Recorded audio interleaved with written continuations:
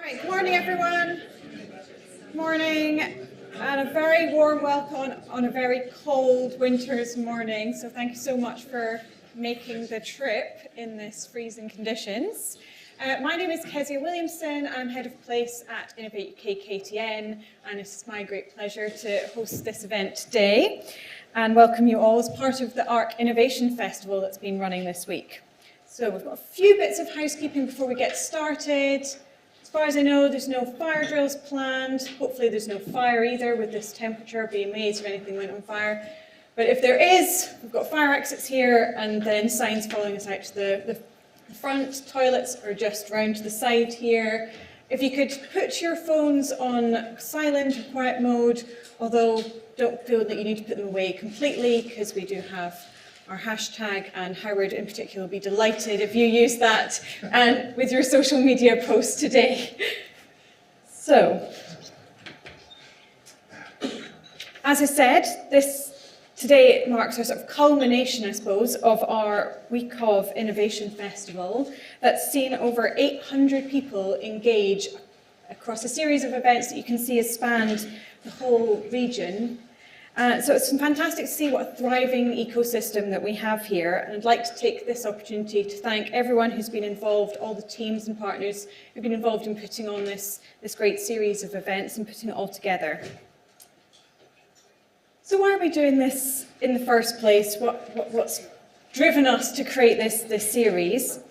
Well, at Innovate, our goal is to inspire, involve and invest in innovation across the UK, working with partners to support innovators wherever they are. So that might mean in the country, it might mean in your journey, in the stage of the innovation process, and it can also mean whatever your background is.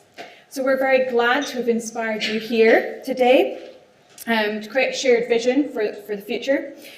We're looking forward to involving you in our excellent programme of activities today. We've got panels, discussions, workshops, lots of exhibitors and networking opportunities, and we're also investing obviously our time but also resources alongside those partners to support your innovation journey, and the goal here is to see you succeed and thrive.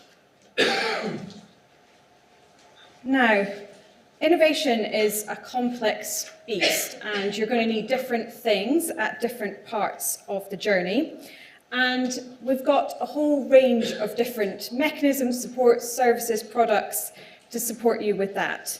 So that might mean funding and finance, so we're going to be hearing more about that, particularly from Nigel on the loan side of things. Support and connections, and as I've already mentioned, we've got lots of opportunities to connect today, or facilities like this amazing campus here at Cranfield and expertise.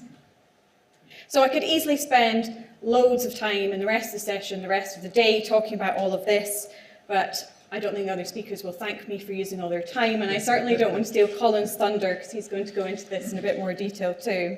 So instead, what I'm going to do is introduce you to something that's hot off the press, had to check just yesterday that we could definitely mention this to you. Colleagues at Innovate UK have been working very hard to collate and curate all of the information about this national offering into one accessible site, with the idea that within 3 simple clicks you can hone in on programs and services that are suitable for you at your stage in the journey. So, like I said, it's brand new, but please go and check it out, see what you think. Alison has assured me, Alison, give us a wave, who's from the Innovation Hub team, assured me that she's really keen to hear your feedback and find out how you get on, because it will help inform the next stage of development. So please do that, and please speak to Alison as well to discuss that further. Now, closer to home, of course, we've got our fantastic programme today. We'll be highlighting key support like our amazing Innovate UK Edge service, funding and finance opportunities. I've already mentioned Nigel's going to talk to us about innovation loans, and to help build those connections and new partnerships. We have plenty of networking opportunities as well as the exhibition space. And you already also get to hear from people for the first-hand experience of how they've benefited from this. And there's so many opportunities here. You can really see innovation is thriving across the whole ARC region. We've got this heat map of funding in the region, which really shows the spread. And you can see that business is also at the heart of this. Over half of the money, 55%, is going to SMEs, with over 3/4 in total going to business overall. Right, so how's today going to build on the momentum that we've already got here?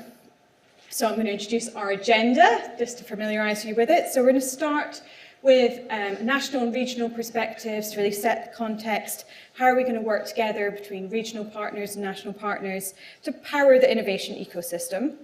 So that's going to give us the context. Then after the break, we're taking a different look at where innovation can come from, not geography this time, but more about debunking stereotypes and explaining how we are working to make innovation more inclusive. Then we've got plenty of time for that all-important networking and connection making, and of course the lunch. No successful event can be complete without a good lunch. And then this afternoon, we're diving into practical, tangible steps that you can take to progress in your innovation journey, where we've got our series of masterclasses, where again, so I've already mentioned EDGE, I've already mentioned innovation loans.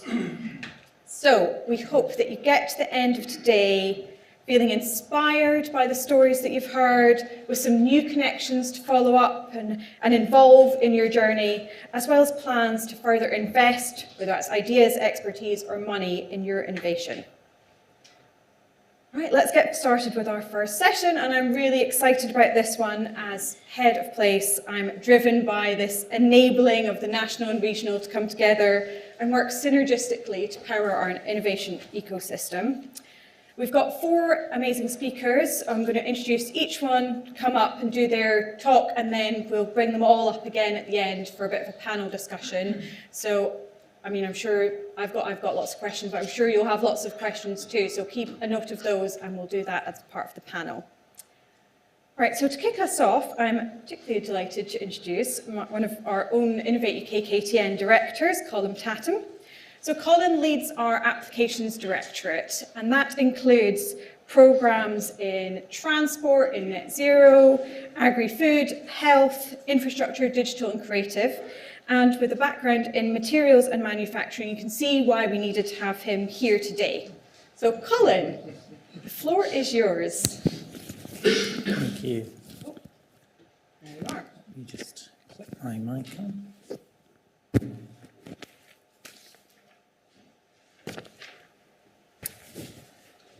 Good morning, everyone. Can everyone hear me okay? Good, thanks, Anita. I was going to say, too, that I am Colin Tatham, but Kezia has done that for me. I am indeed Colin Tatham, one of the executive directors at Innovate UK KTN. It genuinely gives me great pleasure to welcome you all to the ARC Innovation Festival main event today. And before I get into the throes of my presentation, I'd very much like to thank our partners who have worked with us in the preparation for today, and obviously we'll be together during today, but also specifically to Cranfield as our hosts for us today. Kezia's already done a great job of talking us through the aims for today and what to expect. I imagine that for many of you here, you'll already be aware of the importance of innovation. And indeed, we know already this area is known as, for good reason, a research and innovation powerhouse. And this helps to propel the ARC to being one of the most successful economies within England. The ARC's economic prospectus identifies 5 major initiatives. There's life sciences, sustainable aviation, space, future mobility, and zero carbon energy. Many of which, and listening to that list back, I'd say all of which touch on my own passion for net zero and sustainability, and clearly all of which absolutely rely on research and innovation to realise the ambitions within those initiatives. I certainly want to provide some of the national perspectives on how together we can power the innovation ecosystem, but it's important to note that Innovate UK works with partners both nationally and locally, making it easier for businesses to navigate and find the support and the partners that they need to grow their ideas, grow their businesses, and drive economic and societal benefit for the region and for the UK more broadly.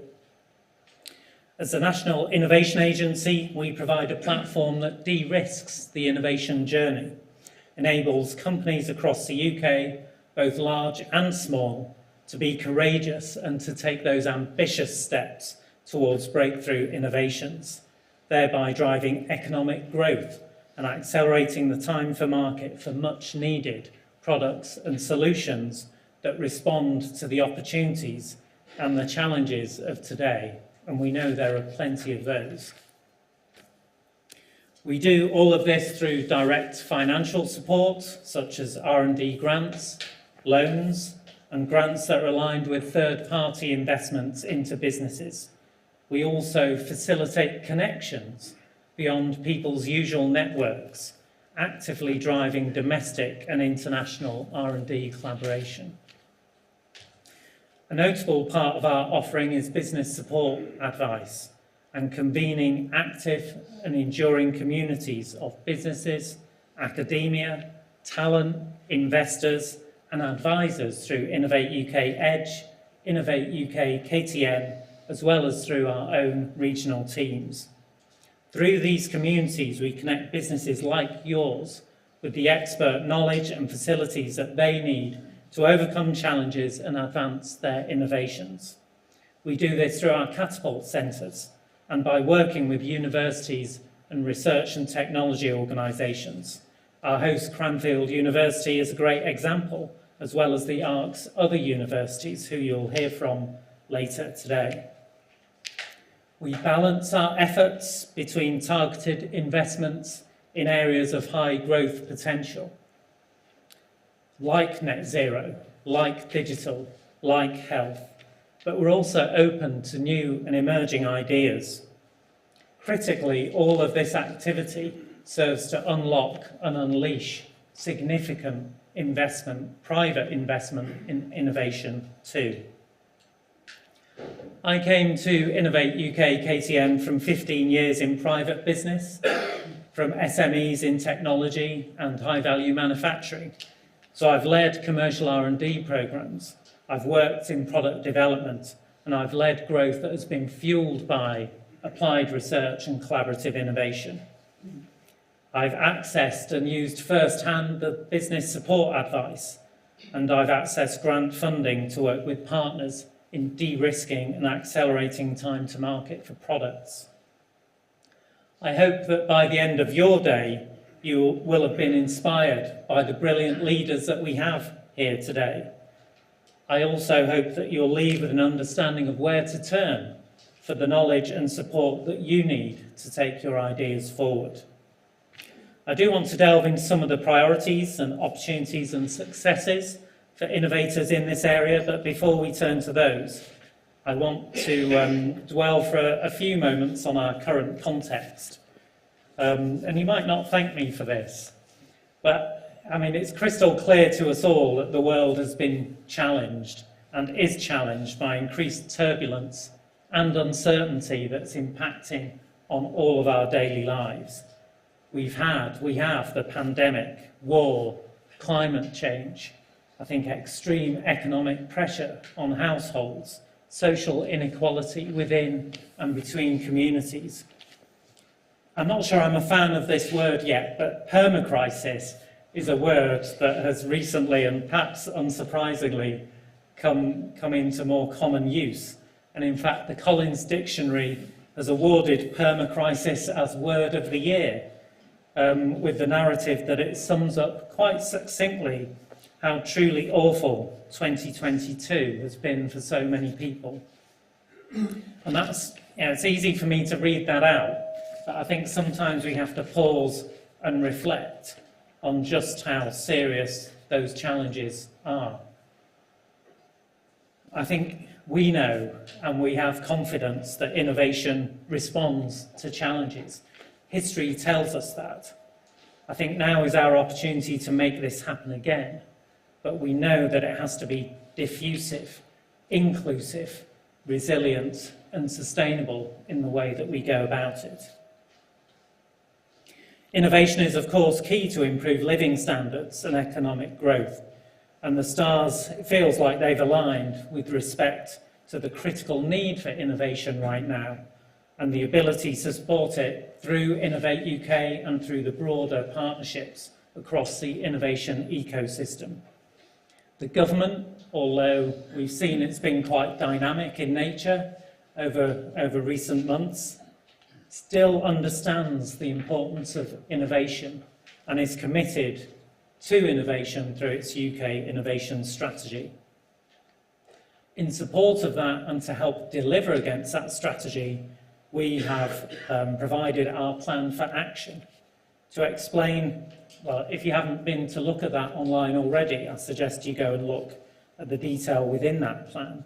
But to explain how we will deliver against that, we use the three important words that Kezia has already introduced us to earlier: inspire, involve, and invest. Today is certainly a fine example of involve. While preparing for today's events, our teams brought together in partnership in the national, regional and local organisations who worked to shape the agenda. And I'm very much looking forward to hearing from Karen and from Peter later on in this session. Importantly, we agreed on the focus to put local business pioneers at the heart of this agenda, and we look forward to listening to what you have to say to us. And so on to the importance of place and our focus here in the ARC. We at Innovate UK want innovators in all parts of the UK to succeed. Each region has its own unique innovation history, knowledge base and capabilities, and taken together, the diverse and successful regions make for a more resilient economy on a national basis. We all have an interest in the places where we, as individuals, live and work. We want them to be the best possible environment for us to grow, for us to raise our families, for us to learn, and for us to prosper. And that's true of all of us, no matter of our individual backgrounds. This area offers people the resource and the connections that they need to grow their ideas. Strong local ecosystems support the startup and incubation of new businesses. Being part of a vibrant business cluster helps companies to attract investment and the talent that they need to grow. Strong and innovative local supply chains influence the location of large corporates and multinationals, and this can further catalyse investment into the skills of local people and allow them to contribute and take part in building the future economy. Cooperation to innovate and do things differently within a local supply chain can improve productivity that in turn enriches local economies. The enormous research and innovation strengths that exist in this area will play a vital part in that, and I'm committed to continuing the support of this work, doing even more to help share that knowledge within the region and throughout the UK, supporting the businesses that will create more high-value jobs. In our plan for action, we identify 3 priority areas for how we will support places and levelling up. First, the diverse strengths and excellence across the UK's regions and nations are critical to our world-class national capability. We commit to drawing on those strengths wherever they are found. Every time we plan and implement a national programme, we will think very carefully about how to harness the UK's regional diversity. We feel passionately about helping to create a truly inclusive system for innovation in the UK. This allows and inspires diverse innovators to want to get involved by starting or joining or developing new innovative businesses. After this session, Professor Simonetta Manfredi is going to introduce us to some amazing innovators who have been on very different journeys to bring their ideas to market. The second thing is we will commit to help the innovative business clusters of the future. Where there is an emerging or nascent capability, we will build capacity. We will stimulate more collaboration between local businesses and the research base and ensure that businesses have the skills that they need to accelerate their use of cutting-edge knowledge and technologies. You will hear later today about how you can get involved with the region's research base, with the satellite applications catapult, with writing your first grant application or going on to finance your innovation with the British Business Bank. You will also hear from our own experts, including Nigel Walker, who you will hear from shortly. The third thing, we commit to making our offers easier to access for business. Today is an example in practice, as our regional teams have worked with our local partners to provide coherence between the national support and that of our wider family, such as Innovate UK Edge, KTN, the Catapults, and the local gateways and LEPs and the universities in this region. It's also worth mentioning, and I think Kezia has already mentioned, the Innovation Hub, something that we committed to as part of our plan for action, now available as an online resource designed to provide all government's business innovation support in one place, summarised and easy to find. There are 9 universities in the Arc and many more research organisations that offer cutting-edge knowledge and facilities. They include our satellite applications and connected places catapult centres, as well as the Aerospace Technology Institute here at Cranfield. UKRI provides substantial funding to establish and maintain centres like these. However, when it comes to Innovate UK's competitive grant funding, a modest 23% is awarded to universities and RTOs for the projects that they undertake with business. The majority, specifically in this region, 76%, is won by businesses themselves, mostly smaller businesses, like many of you here today. Today you will hear from some of the people that have won that funding to help test and develop their ideas, grow their businesses through sales in the UK and overseas, businesses that we've helped to win the investment that they need to scale up to. I could go on. I'm waiting for some encouragement. I could go on. There are so many strengths to build on and an enormous opportunity in areas that will lead to a healthier and more sustainable future. We remain absolutely committed to supporting the innovation-led businesses in the region that will take us there. So again, I'm truly delighted to open your event, and I encourage you to work together with your pioneering business leaders to innovate and strengthen everything that you are doing here. I hope you can get behind some of the opportunities you hear about today, to be inspired, to get involved, and to enrich your local economy.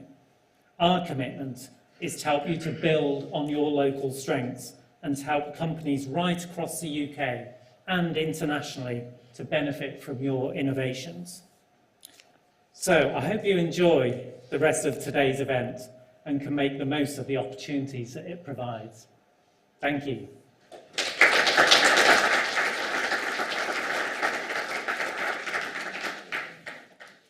Thank you, Colin. And we would definitely have liked to hear you go on more, but we're going to keep progressing with our agenda this morning. So, next up, we're delighted to have Professor Karen Holford, who's Chief Executive and Vice-Chancellor of Cranfield University, our wonderful and gracious host for today. So, Karen serves on the ARC Universities Group and the Midlands Innovation University Partnership Board, and was previously Deputy Vice-Chancellor at Cardiff University. Karen received her CBE for services to engineering and the advancement of women in engineering in 2018. So, thank you. Amazing achievement. Well done, Karen. And in 2019, then received the Suffrage Science Award in Physical Sciences and Engineering. And in 2020, Karen took up the role of Chair of the Royal Academy of Engineering Research Committee. Karen, the floor is very much yours. Thank you very much.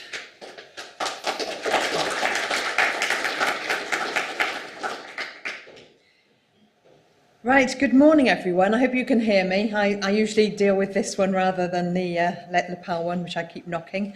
A very, very warm welcome to Cranfield University, home of the ARC Universities Group.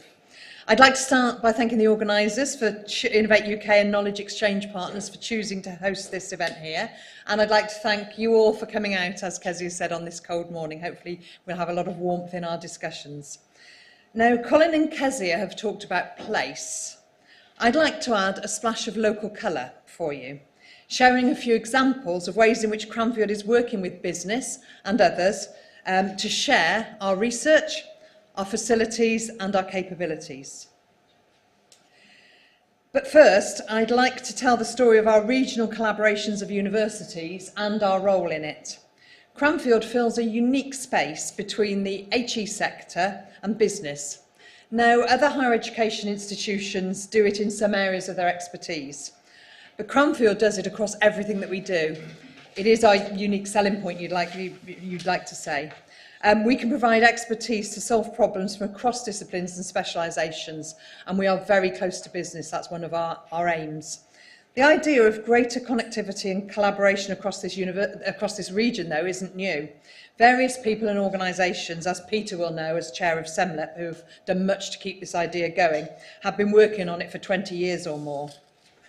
Cranfield is also a member of the Midlands Innovation. This is the group of universities that support the Midlands engine and the Midlands region. And that's really critical that we've got that pivotal role between those two universities groups, and it helps us to advance both groups, I feel.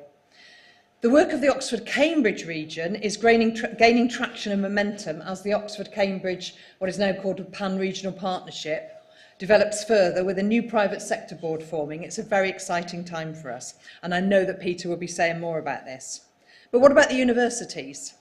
Universities have a really important role to play in place as civic anchors, who can bring business, government and other organisations to the table to work on areas of shared interest. Now, in big cities, that's a clear role. That's what those universities were put there for. So places like Manchester, Nottingham or Cardiff, where I was previously, have always played the roles in place where they were founded, and they're integral to the success and the feel of their localities. But I believe that this can also be the same at regional level, where a group or groups of universities can drive collaboration for a larger region and provide an anchor and a focus to support growth and innovation, both for SMEs and for larger companies. It was only natural then that Cranfield should play the role of convener, champion and host of the group of universities across the region. And it's only natural that universities, which, let's face it, we tend to be more durable than governments, should play a leading role in a 50-year-long project. The ARC Universities Group consists of 9 universities working together to support an aspiration for sustainable regional growth. In total, universities in this group have a turnover of, wait for it, 5 billion and a 2 billion annual research income, and that is huge. Obviously, Oxford and Cambridge being the largest of those. It's a diverse group, though, and the diversity, as you know, diversity brings great strengths. So we've got those research giants, such as Oxford and Cambridge. We've got the great skills producers, such as Brookes, Northampton, Bedfordshire, Anglia Ruskin and Buckinghamshire New. And hundreds of colleagues around this group of 9 universities have lent their time and expertise. And I say lent their time because we have invested our time and our research in bringing these universities together for the good of the region. The universities have led on several initiatives, investing nearly £1 million in the last 4 years into sustainable aviation, into space exploration, into data and life sciences. Cranfield has also formed an environmental partnerships board, which is supporting the local region, led by my colleagues, Professor Simon Pollard. This is a region of high productivity and high skills. 11% of the workforce is in knowledge-intensive jobs, with over 10% of UK life sciences jobs here. The GVA is 8% above national average, and over 40% of the workforce is degree educated. No wonder government is interested in developing this region.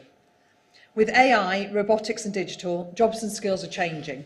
There are two new universities coming through to help this, Peterborough in the east and MKU in Milton Keynes.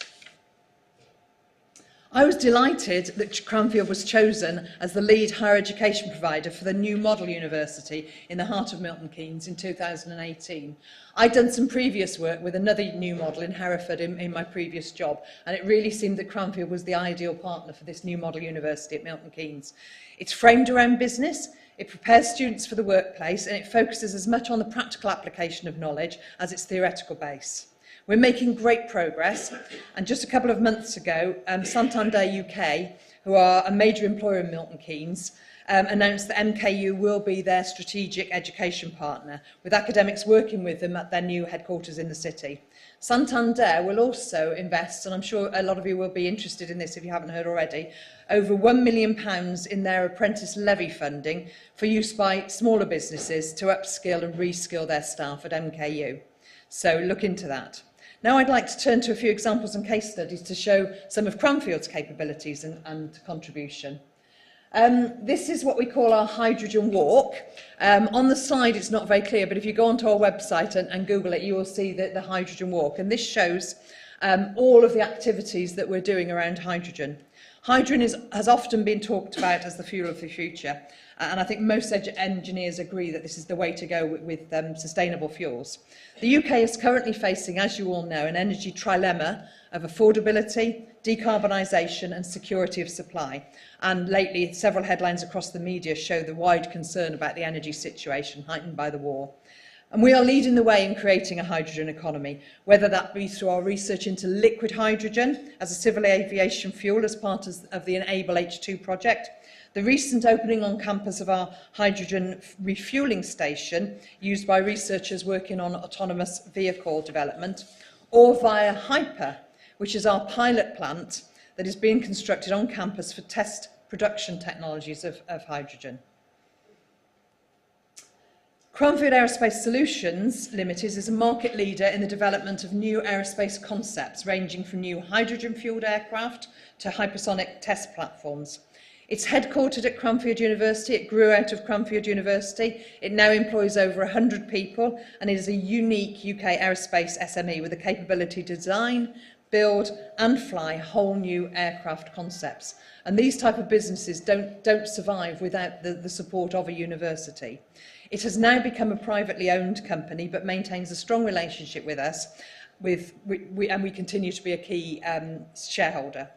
UKRI have in fact generously supported some of the projects here, including Project Fresson, the current focus of the company, which is developing the world's first zero emissions, regulatorily certified, commercially viable hydrogen aircraft. Now I should add at this point, you may have heard that Marshall Aerospace is relocating or wants to relocate here from Cambridge. This is a real positive for us. Our university is a major employer in the area and this would bring even more skilled jobs into the region and open up opportunities for training. It builds on our rich heritage in aviation and our existing collaborations with Marshalls on research and development for real-world applications. On to another example, WAM 3D Limited was incorporated in 2018 to commercialise metal additive manufacturing technologies developed by a team at Cranfield University. WAM 3D has developed state-of-the-art wire-based additive manufacturing technologies that help customers create additive manufacturing solutions for large-scale industrial metal components, and that's the individual of it. This is really at large scale. The company, now with 25 staff, has grown and moved to Milton Keynes, having moved on from our Eagle Lab incubators. Support provided it to grow on the campus. WAM 3D has also received funding from UKRI. The company achieved first-year sales of several £1 million, which is absolutely amazing, and received Series A investment from Acuron Technologies, an international engineering technology group with its headquarters in Singapore in 2019. WAM 3D has created components for the aerospace, energy, marine and mining industries, and also supports a number of catapult centres and other research bodies that are working on the latest innovations in manufacturing. It doesn't stop there. Cranfield Impact Centre is one of the major clusters around this region is F1 and Silverstone. So Cranfield University has undertaken research, consultancy and testing for the motorsport sector since the 1960s. In fact, that's how I first came to know Cranfield University. I was an external examiner from Cardiff on its motorsport course, and it was the leader in the sector then. It's still the leader in the sector now. Cranfield Impact Centre is just one of the 2 FIA approved test centres in the world who are able to crash test Formula 1 cars. CIC extensively tested what you will see if you've been watching F1 over the last couple of years, the halo head protection prior to its introduction into F1 in 2018. And it works closely with all of the UK based F1 teams, many of which are located in the region. The halo device, you may know, has been credited with saving the lives of several F1 drivers after their involvement in high-speed crashes, including Sir Lewis Hamilton, and he is very grateful to us for that. Aren't we all? Want to see him go on driving and winning. Okay, the Bethany Centre for Entrepreneurship. This focuses on the study and facilitation of entrepreneurial growth and aims to unlock the potential of high-growth businesses by closely linking research, education and practice. And I went to a celebration of entrepreneurs in London last week, all who'd come out of the Bethany Centre, and I was amazed by their successes. I mean, they're just major successes, but also their willingness to invest back in people who are setting up businesses and you know, at the early stages of entrepreneurship. So there's a real family community there of people who've experienced success themselves and want to go on to share that success. It's got a growing portfolio of business programs. The flagship is the Business Growth Programme, which is designed to help prepare businesses for any of the next steps in their development. This BGP is the oldest owner-manager programme in the UK and has helped a staggering 2,300 businesses since its creation. In 21-22, Cranfield worked with Central Beds Council to create an innovative scholarship programme for that, to support local SMEs, with up to 90 businesses being able to apply for scholarship places on this absolutely brilliant course. Milton Keynes Council is also funding 50 places on the Bethany Centre's Ready for Net Zero programme, which helps SMEs to understand their carbon footprint and helps them to make plans to reduce emissions. So I hope you can see from these few examples how committed Cranfield is to creating a sustainable future, to collaborating with partners in these vital research areas, and to bring innovation to fruition. It's all about working together. Cranfield's new corporate plan, which I launched a few weeks ago, is aptly named Ambition 2027. Again, in keeping with our sustainability plans, I haven't got copies of those to give to you because there are no copies. You need to go on the website for that. It breaks my heart to have copies that are just put on shelves and not used by anyone. So anyway, look for that on the website. But these are restless times, aren't they? Full of urgent issues, and we are restless to find solutions. Just briefly on the policy fit, navigating the political environment as a university has inevitably been a challenge this year. But despite all of the changes at the top, I believe that we are still incredibly well placed to support all of the UK's wider policy objectives. This includes meeting the demand for a highly skilled workforce through our world-class education, apprenticeships and the application of applied research in areas such as energy transition and agri-food to meet ambitions of net zero targets. The Chancellor's autumn statement was quite welcome and put some wind in our sails. Two things in particular stood out for us. The confirmation of East-West Rail, which is vital to connectivity and economic growth, and a renewed commitment to R&D spending, which gives us confidence that we will attract further investment. We hosted Science Minister George Freeman on campus. He was sat right there as part of Radio 4's Any Questions after the autumn statement, the day after the autumn statement. And as you might expect, the conversations quickly turned to how the UK can truly and really become a science and technology superpower. The Minister recognised our, Cranfield's, pivotal role at the heart of this region and at the heart of this conversation. So we'll only get there by working together, won't we? And that's why I'm pleased to be hosting and having this discussion today. Gatherings like today are really critical in bringing people together. Businesses, investors, entrepreneurs, academic researchers. They create lasting connections for us. So I look forward to what can be achieved today. Thank you very much, all of you. Thanks.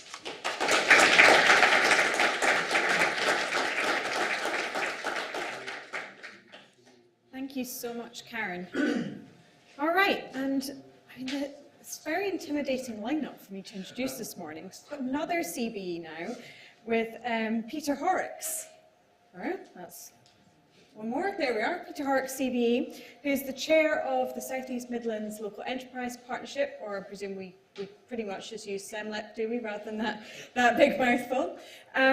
Peter is chair of SEMLEP, the public-private partnership that brings together businesses, councils, universities, colleges and the third sector in the area of Northamptonshire, Bedfordshire, Milton Keynes to facilitate and promote sustainable economic growth. He is a member of the Shadow Board for the Oxford to Cambridge Pan-Regional Partnership that Karen mentioned, and this is guiding this collaboration and the plans for the area. Peter is a member of the Content Board of media regulator Ofcom. He chairs Learna Limited, a digital education company, and has held other roles across education and media. He was Vice-Chancellor of the Open University from 2015 until April 2018. At the BBC, his roles included being Director of the BBC World Service, Editor of Newsnight and Panorama, Head of Current Affairs, Head of TV News, and Head of Multimedia News. Just a few leadership positions there, Peter. And he's won 2 BAFTA awards for his journalism. So welcome to the stage, Peter.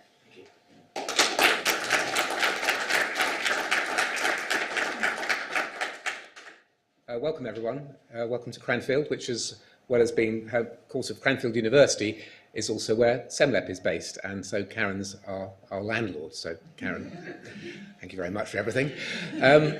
Thank you for giving a little bit of biographical detail there. I just wanted to relate some of the things that I've done in the past. You know, I'm not a scientist, a technologist, I'm not a business person, I'm a storyteller, and I've been involved in taking great British know-how to the world for the benefit of the world and the UK. I did that through my roles in BBC News and World Service, where the BBC and Britain's standards in high-quality information are respected around the world, and that brings credit back to the UK and helps British business to flourish. And then as Vice-Chancellor of the Open University, I led what is the UK's largest university in terms of its number of students, and a great innovation from the UK in terms of delivering digital education. Also creates a reputation that's positive for the UK PLC. And I now find myself in a role both as chair of your local enterprise partnership and also as part of this new Oxford-Cambridge pan-regional partnership, with an opportunity to take another great example of British know-how to the world through the idea of Oxford-Cambridge and the brilliance, the know-how that's in this room and in many other places throughout our wider region. And I'll say a little bit more about that Oxford-Cambridge idea and some of the practical things that we're doing and the ways in which businesses such as yourself can get involved and help those of us who are trying to promote this idea for all of our benefits and wider global benefit as well. I realise that not everyone knows what a local enterprise partnership is, so I'm just briefly describe that. Kezia explained the geography, which is the centre of the area between Oxford and Cambridge. What we do is to bring together the actors who need to cooperate in order for the economy to be able to be successful. So it's business-led and it's based on the importance of commercial approaches. But the fact that you're all here interested in how the public sector is supporting innovation as an example of where the interaction between the public sector, that's both central government, who we have strong relationships through the key government departments of levelling up and housing and business, energy and industrial strategy, and local government, the 6 local authorities that constitute the region, sub-region that we're in, but also critically key partnerships with universities like Karen's and others in our area, and colleges and other training providers in relation to the skills agenda, and we also have a close relationship with the third sector. So that theme of collaboration, which we've heard already this morning, is absolutely critical for the LEP. That's the kind of the big picture part of it. What we actually do in practice is to be, I suppose we're Colin's boots on the ground. You know, we're the people who are in every part of England who have those relationships through our growth hub, and our growth hub is represented. Our growth hub team are here today, and they've got a stall outside. They're the people who can help you as local businesses to be able to navigate the myriad ways in which you can potentially get support for your innovation activity, and I'll say a bit more about that. So, first of all, the Oxford-Cambridge opportunity, which Karen's already referred to. The brands of Oxford and Cambridge, the innovation, the research standing, of course, those speak for themselves.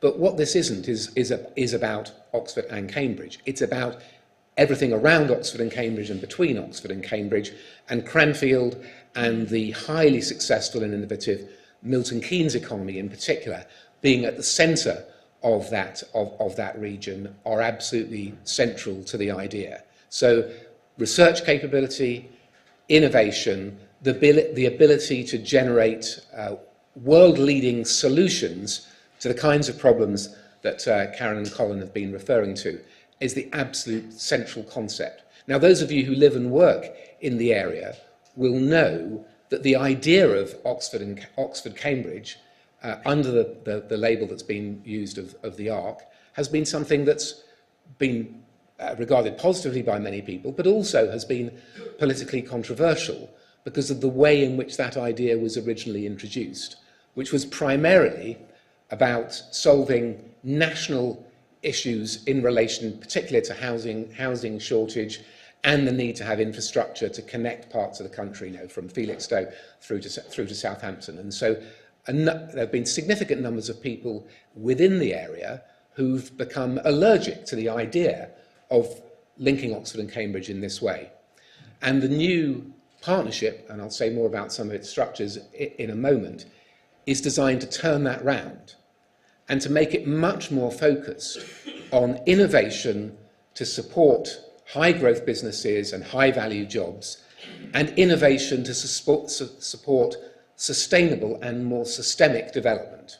So growth is going to happen. You know, we know that growth will happen, and not thinking about it and planning it effectively will actually create the worst kind of growth.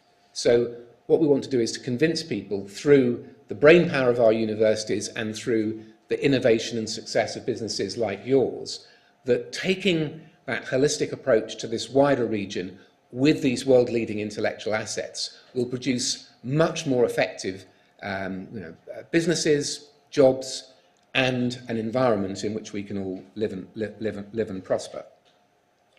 So that's a kind of big picture vision of the future.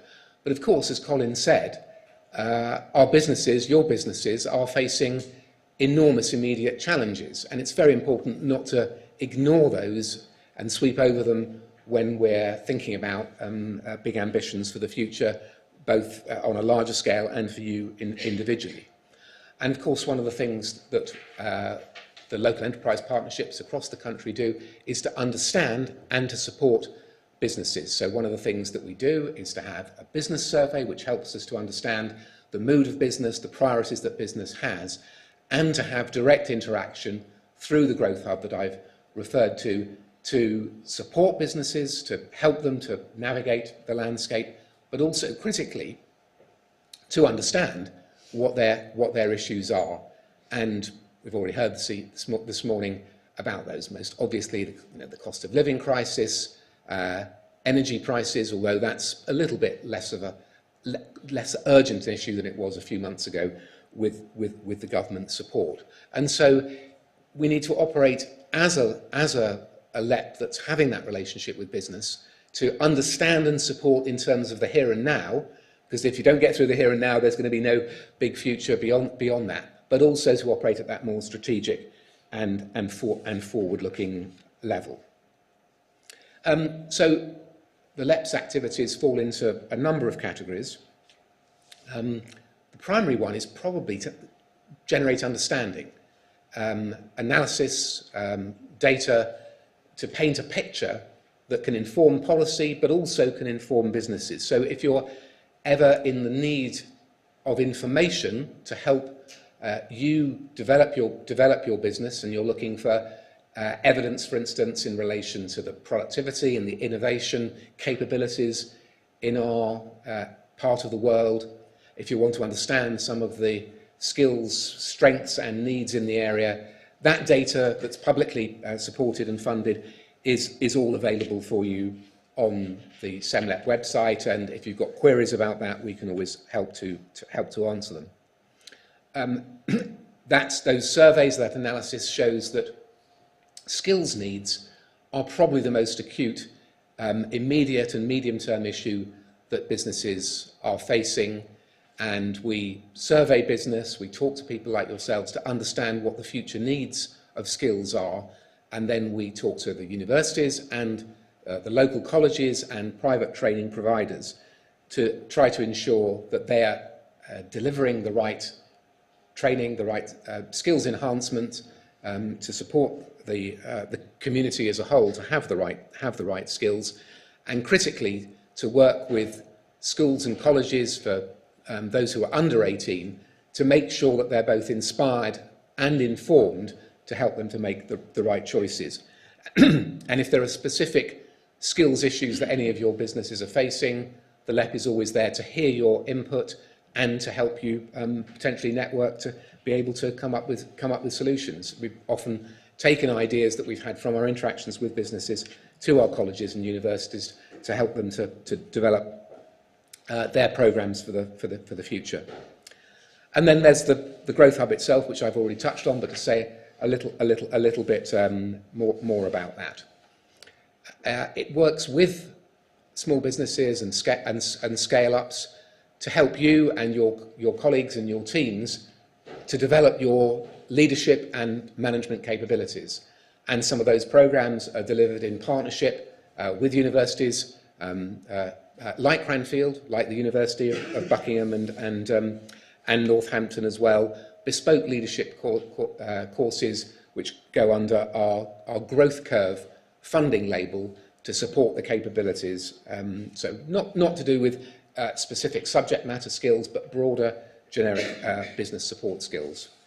We're working particularly closely because of the importance of the environmental sustainability agenda, both for its public reasons, but also because it's such a business opportunity for us through a number of programmes. So, for instance, we have a Green Recovery and Innovation programme, which is supporting businesses to invest in new products and services in this area. And we can link you with, for instance, initiatives such as the Net Zero MK, which is a programme that's funded by Milton Keynes Council to help businesses on their sustainability agenda. And access to grants and other forms of public support, of which there are an absolute plethora. And it's not easy for individual businesses to understand how all of that can be accessed and navigated. SEMLEP itself has relatively small resources these days in terms of direct grant support, but we will be having a programme of support for the resilience of innovative businesses in 2023, and in the new year we'll be making the details of that available, and we'll be encouraging people to come forward to bid for some of that funding. And then just to link what we're doing with what was described earlier in terms of Innovate UK's initiatives, and it was fantastic, Colin, to hear about the new Innovation Hub service, which will enable everyone to be able to access the range of expertise and direct innovation support that exists across the whole of the public sector. And actually, it made me think of a comparison about something that I was reading yesterday about a really innovative and very effective service which many of us who've had bereavements in recent years might know about. It's the government's Tell Us Once service. If you've had anyone who's in your family who's died, there's this fantastic service where you can just notify government, and that links through to Department of Work and Pensions, it links through to local government. And this post that I was reading about it was explaining how it had taken 15 years to get that introduced by a number of digital enthusiasts in Department for Work and Pensions. And I thought, how brilliant. Those of us who've used it know it takes a weight off your mind. But I thought, isn't that interesting that it's not until you die that government can join everything together to work effectively for you. So I was rather taken by the Innovation Hub, and a challenge for Innovate UK might be to bid once rather than tell us once. Is there a way that you, as an innovative business, could say, this is what we want to bid for, and the system works, as opposed to the burden being on you? So a navigational tool that helps, fantastic, but we can probably go even further. Let's hope so. Let me come back to Oxford, Cambridge, and just tell you a little bit more about what's actually happening in practical terms. The key thing in the last few months has been that governments finally meaningfully got behind Oxford, Cambridge, having talked about it for a long time. The key thing is the funding that's been announced in the recent autumn statement for East-West Rail. I've already heard that reference. It is a significant sum of money and is an absolute down payment by government on creating a more sustainable transport solution to be able to link the two ends of Oxford, Cambridge. Small amount of money, but not insignificant, has been allocated to put this new pan-regional partnership on a proper footing. Pan-regional partnership is what exists in the Midlands engine, and also across the Severn Estuary between Bristol and Cardiff with the Western Gateway. So these are larger groupings of significant geographical scale, concepts that can help galvanise business and help to take those regional economies to market. And that's going to be the immediate priority which the economy subgroup of this new partnership, which I'm going to be chairing at least on an interim basis, will be doing. And that's going to be about identifying the economic assets, the land, the capabilities, the innovations, the research knowledge that Karen and Colin have been referring to, and packaging that up and taking that to market through digital communication, through branding, and putting in place a process by which the strength of the assets that we've been talking about are aggregated together and are taken to global and UK markets. Also, a significant element in terms of supporting export promotion as well as inward investment. We're at the early stages of scoping that project, and if there's anyone here with particular ideas about how that should be done effectively, or expertise in either inward investment or export promotion, and you would like to get involved, then do contact me or my colleagues about that.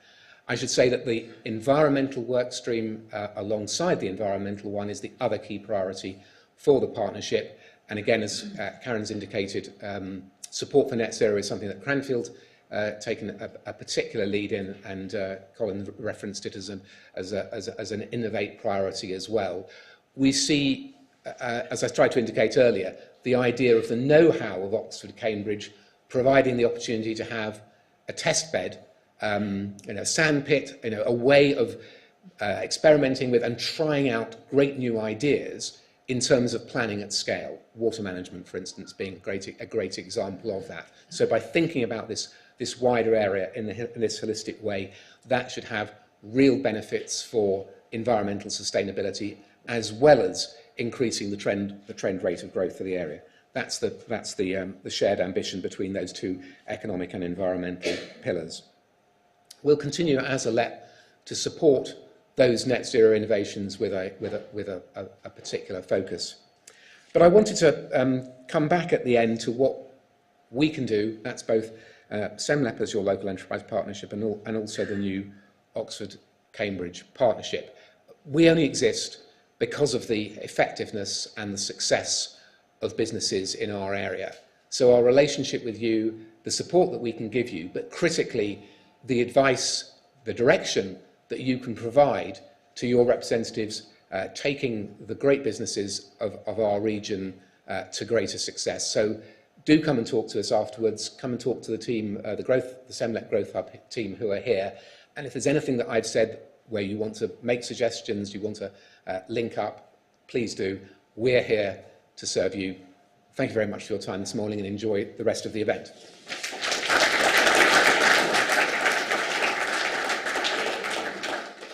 Thanks, Peter. Okay, and our fourth but by no means least speaker this morning is Nigel Walker, Deputy Director for... Oh, have we missed a slide? No. Well, Slides are not there. where'd Nigel, where are your slides? Oh, here we are. They're hiding, don't worry. No panics. Yes. You can wing it. Nigel, our Deputy Director for Lending and Investor Partnerships for Innovate UK. Nigel's a senior member of the team delivering Innovate UK's innovation loans and investor partnerships programmes. He's a director and member of the credit committee of Innovate UK Loans Limited. And prior to this, Nigel headed the organisation's support for innovative SMEs in gaining access to private sector capital to accelerate the journey from concept to commercialisation. Nigel, the floor is very much yours. And hopefully the rest of your slides. It's nothing like starting a presentation with your heart pounding. Thinking, oh my gosh, I have to try and do something that I'm really not used to doing, which is making speeches. I'm horribly impressed by those who preceded me, who clearly are very good at doing that sort of thing. I'm a corporate financier, really. So I'm used to talking about data, talking about where money comes from. And I think what I'm going to try and do, I think what I'm meant to be trying to do in this presentation before the panel session is try and stitch together the ideas around innovation, around place, around the connection side of things, perhaps with what we're going to be talking about particularly this afternoon around those workshops. And hopefully what I'll be able to do is to talk to you a bit about sort of where money comes from, why money is important, and put that into the context of what Innovate UK does. And typically people think of Innovate UK as those nice people who hand out free money. But I think we've got a lot more to do than that. And as you heard from Colin and Kezia, it's about making connections as well as providing stimulus through grant funding for research and development activities. It's about making sure that the funding that we often provide brings together small businesses and large businesses, businesses and the research base, as you've heard from Karen with some fantastic examples, and make things happen that wouldn't otherwise happen. But I want to talk to you a little bit about things from the perspective of smaller businesses that are seeking to grow through innovation. And this is a chart that I'm sure you've seen 100 times of the valley of death. You're starting, you're trying to do something stupidly risky and really scary, but super inspiring in terms of your innovation. And you have to get through that valley of death where you have to invest before you start to generate cash flow. And that investment come typically from two places, from the public sector support and from private investment. And it's often referred to as the finance escalator. And this is a chart from Nesta, it's really old. I love Nesta, I think they're fantastic, but I hate this chart. Because this chart starts by saying, oh, you start with some free money from the government in terms of grants, and then you go on and do other things. I think that's rubbish. Because people, when they think about the finance escalator, they often think, oh, my favourite tube station in London is Canary Wharf, because it has this wonderful escalator. And you get on at the bottom, and if you're like me, you stand there, because I don't walk up, because I'm fat enough as it is, and I'll keep being fat. But it's lovely, because it goes all the way up, it's shiny, and at the top it's bright, and there's all those bankers, and they've got all that money. Isn't it lovely? The other tube station that I have to go to a lot, or used to have to go to a lot before the pandemic, was Westminster, to go to the Department for Business, Energy and Industrial Strategy on Victoria Street. And it's a completely different kettle of fish. It's gritty, there's lots of concrete, there's stairs, there's escalators. I've no idea how, well, I sort of learnt how you get from one end of Westminster Station to the other. And at the top, it's not bright and shiny. It's full of politicians, which is... So, I don't believe in the finance escalator. I think it's a difficult journey.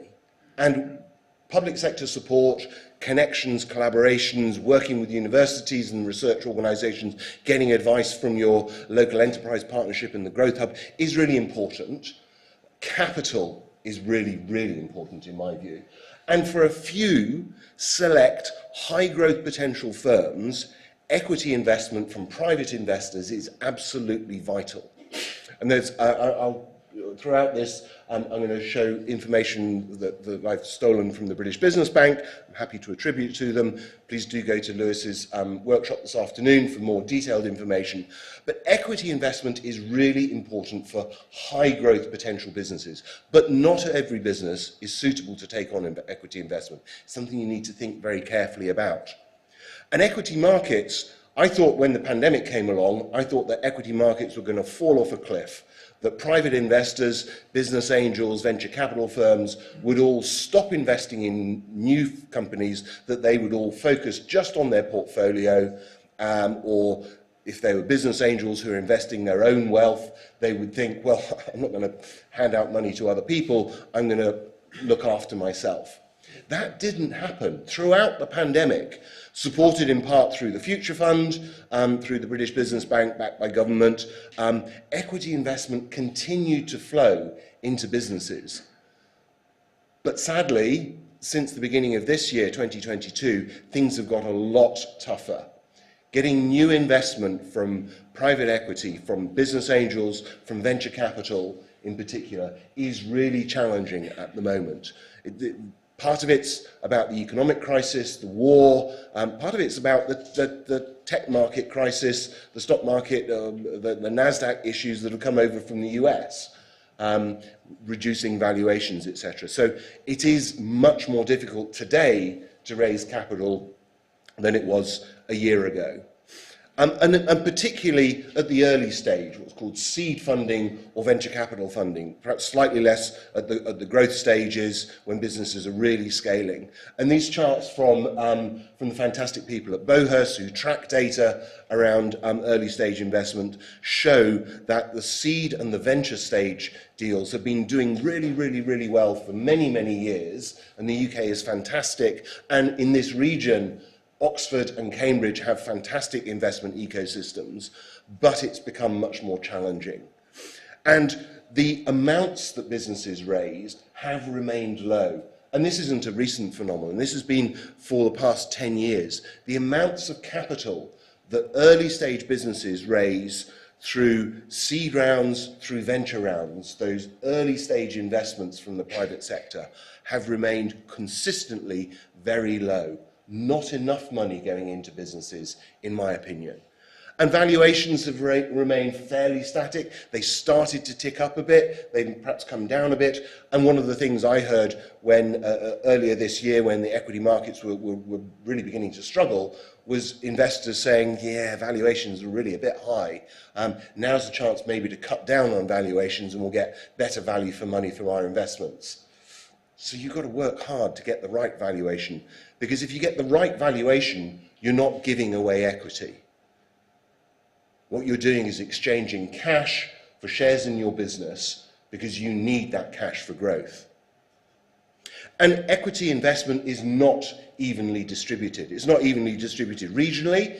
Cambridge, Oxford in particular are very, very good at it. Other places, perhaps in between or outside of those specific centres with their networks, struggle to raise capital.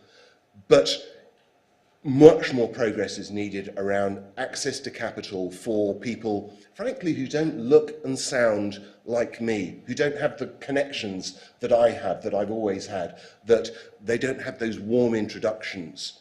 So the amount of funding going into female-founded businesses or mixed-founded businesses is remarkably low compared with the amount of capital that goes into all male-founded businesses.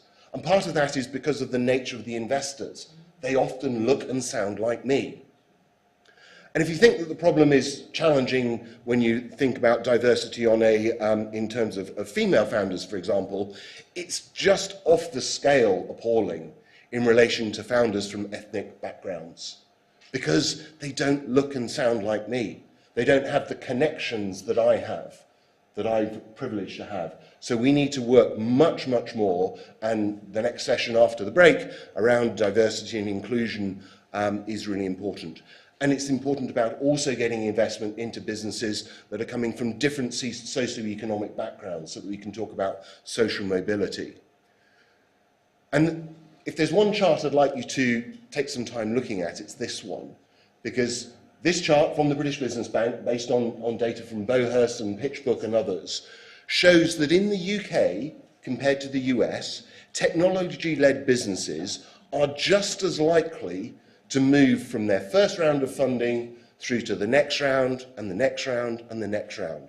We've got good businesses. We've got investors who continue to invest. Businesses do progress. But if you look at the other side of the chart, you'll see that the difference really shows. In the UK, the amounts of money raised by those businesses over time, compared with equivalent businesses over time in the US, we put far too little capital into businesses.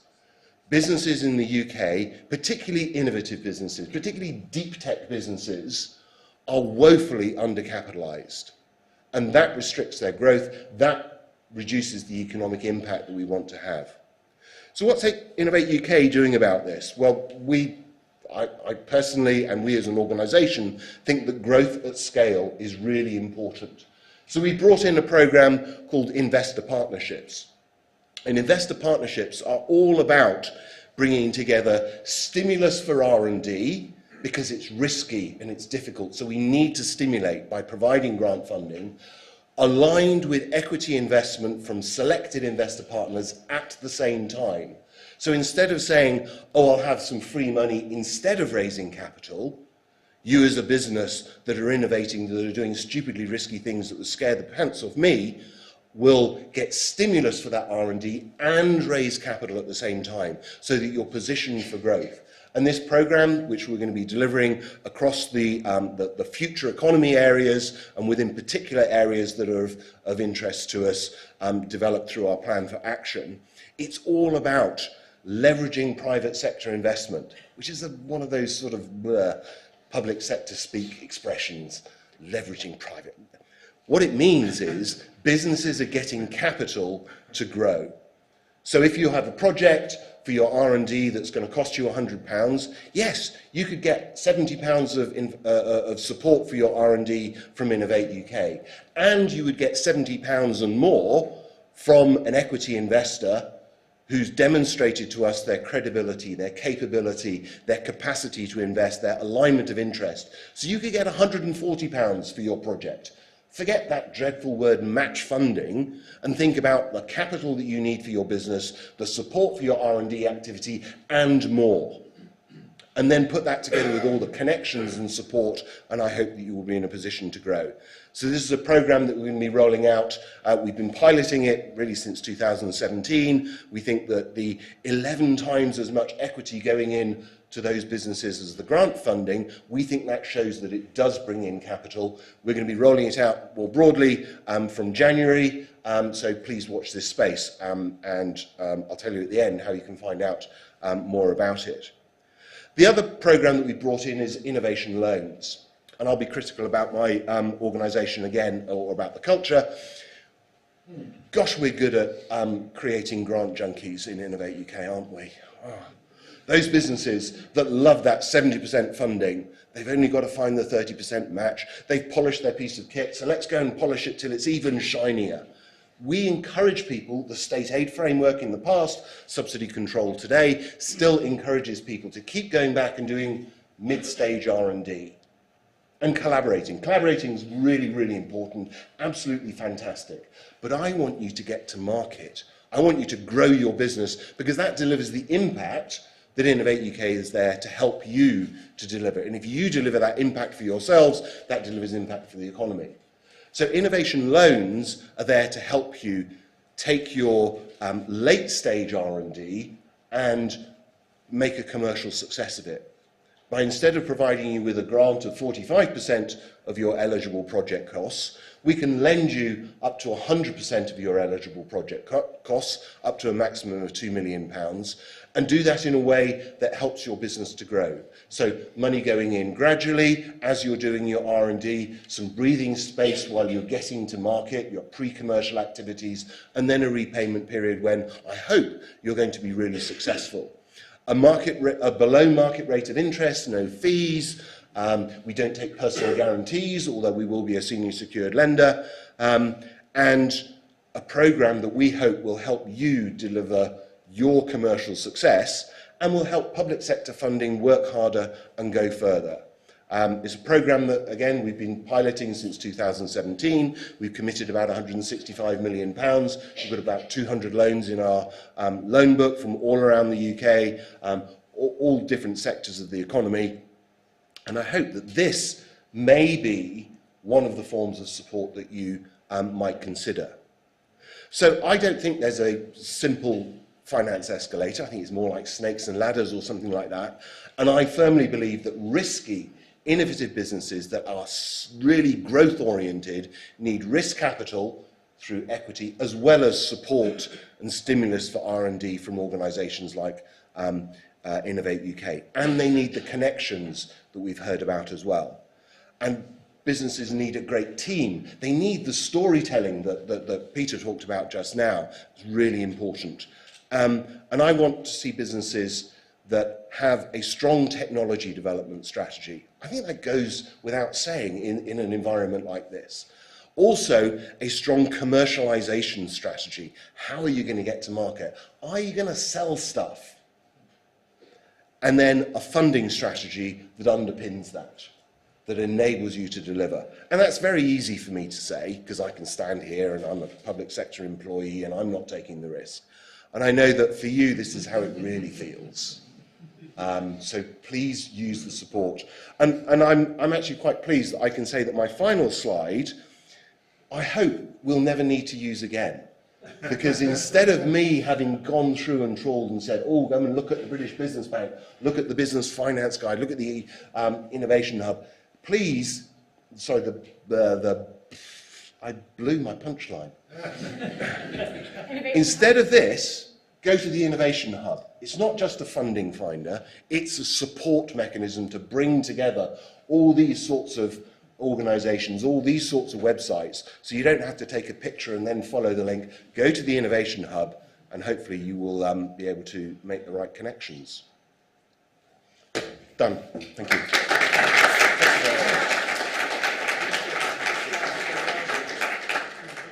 Yes, Anita's going to do that. So, all right, Nigel, don't go anywhere. Can you please stay here? And I'll ask Peter, Karen, Colin to come up and join us up here.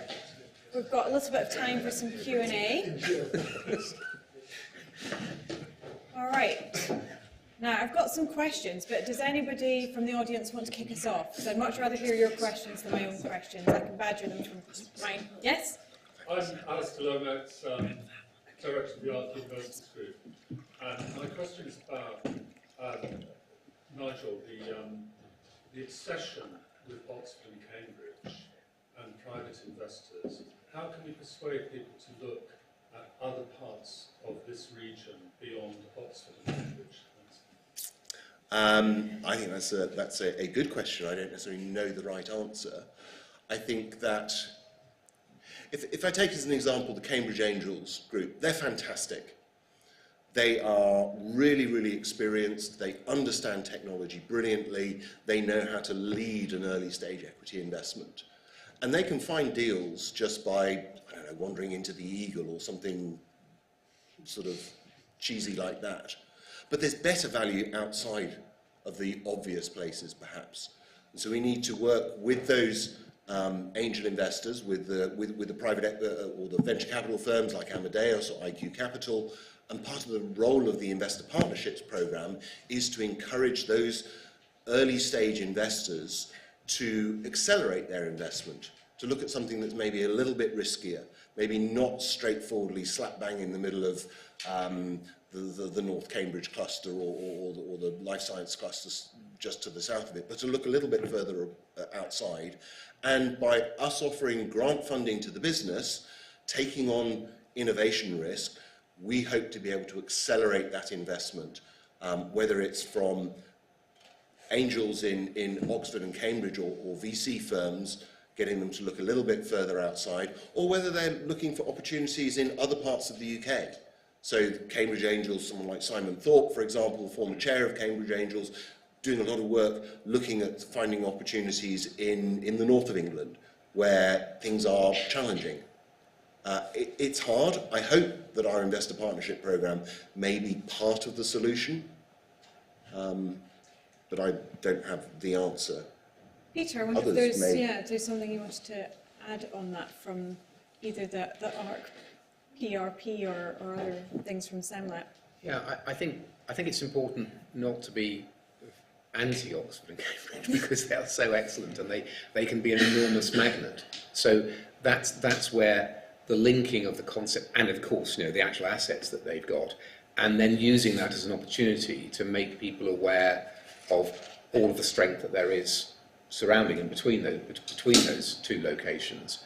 And I think that's where telling the story in the way that we collectively tried to do this morning. I hope that we're edging our way to being able to do that. Yeah. But there's a tension there. There's no doubt about it, because every time you're talking about something which is defined by those two words, Oxford and Cambridge, then you can act as though that's what it's about, and that you're reinforcing that. So it's about the strength of the collective, and actually bringing Oxford and Cambridge together as well, which isn't something that typically happens, outside, boat races and weird things, weird kind of UK cultural things like that.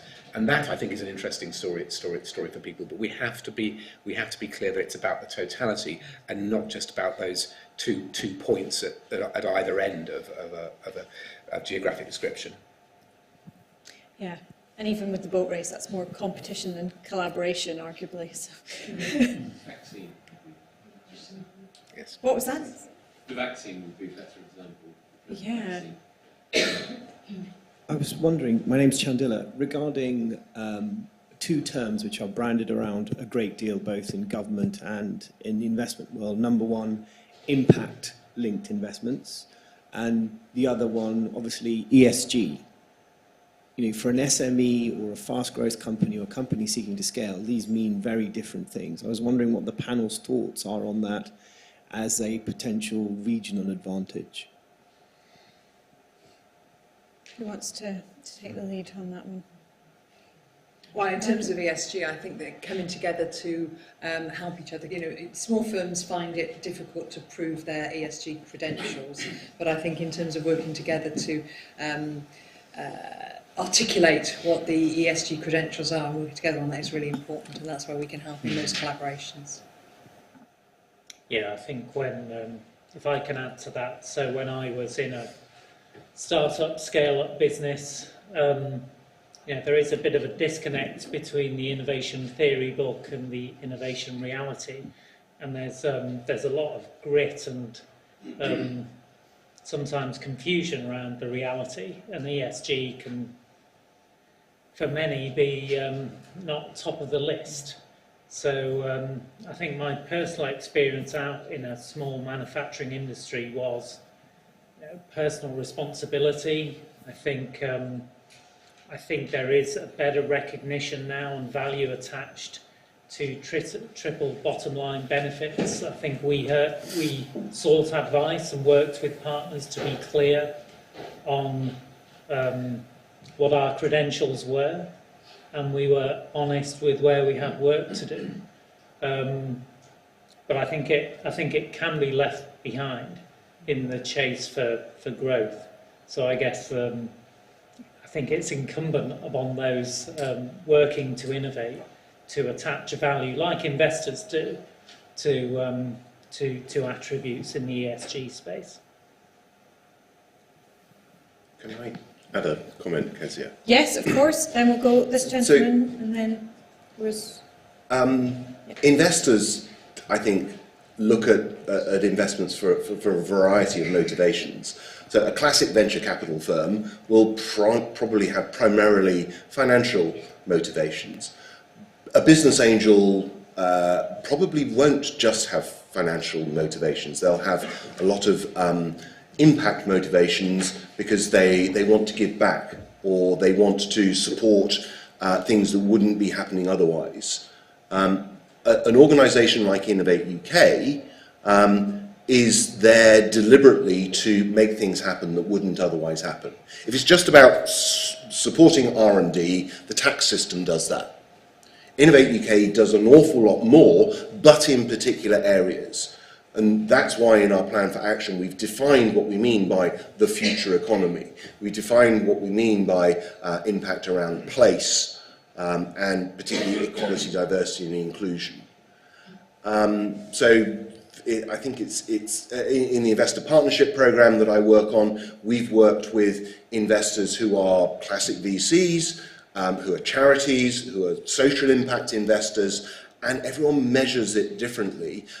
But the measuring, the being clear around why one is doing something, I think is very important, and understanding that and making sure that then that there's an alignment so that you're talking to the right person. And ESG is a really, really broad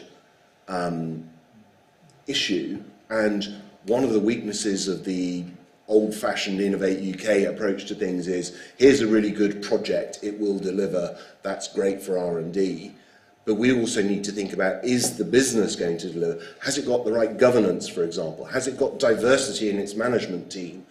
As well as, is it working on something that's got a net zero orientation from a technology point of view? We need to think about all of those things and recognise how they play together. All right, I think this gentleman's been waiting patiently, and then over here. So.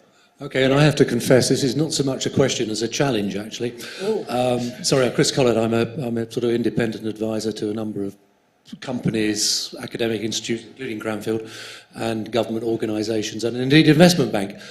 And I'd like to pick up on what Peter Horrocks said. The one thing that I would love to see is that one-stop shop where you can put your idea forward and it will spread organically across the myriad of organisations that could pick up on that idea and take it forward and help you take it forward.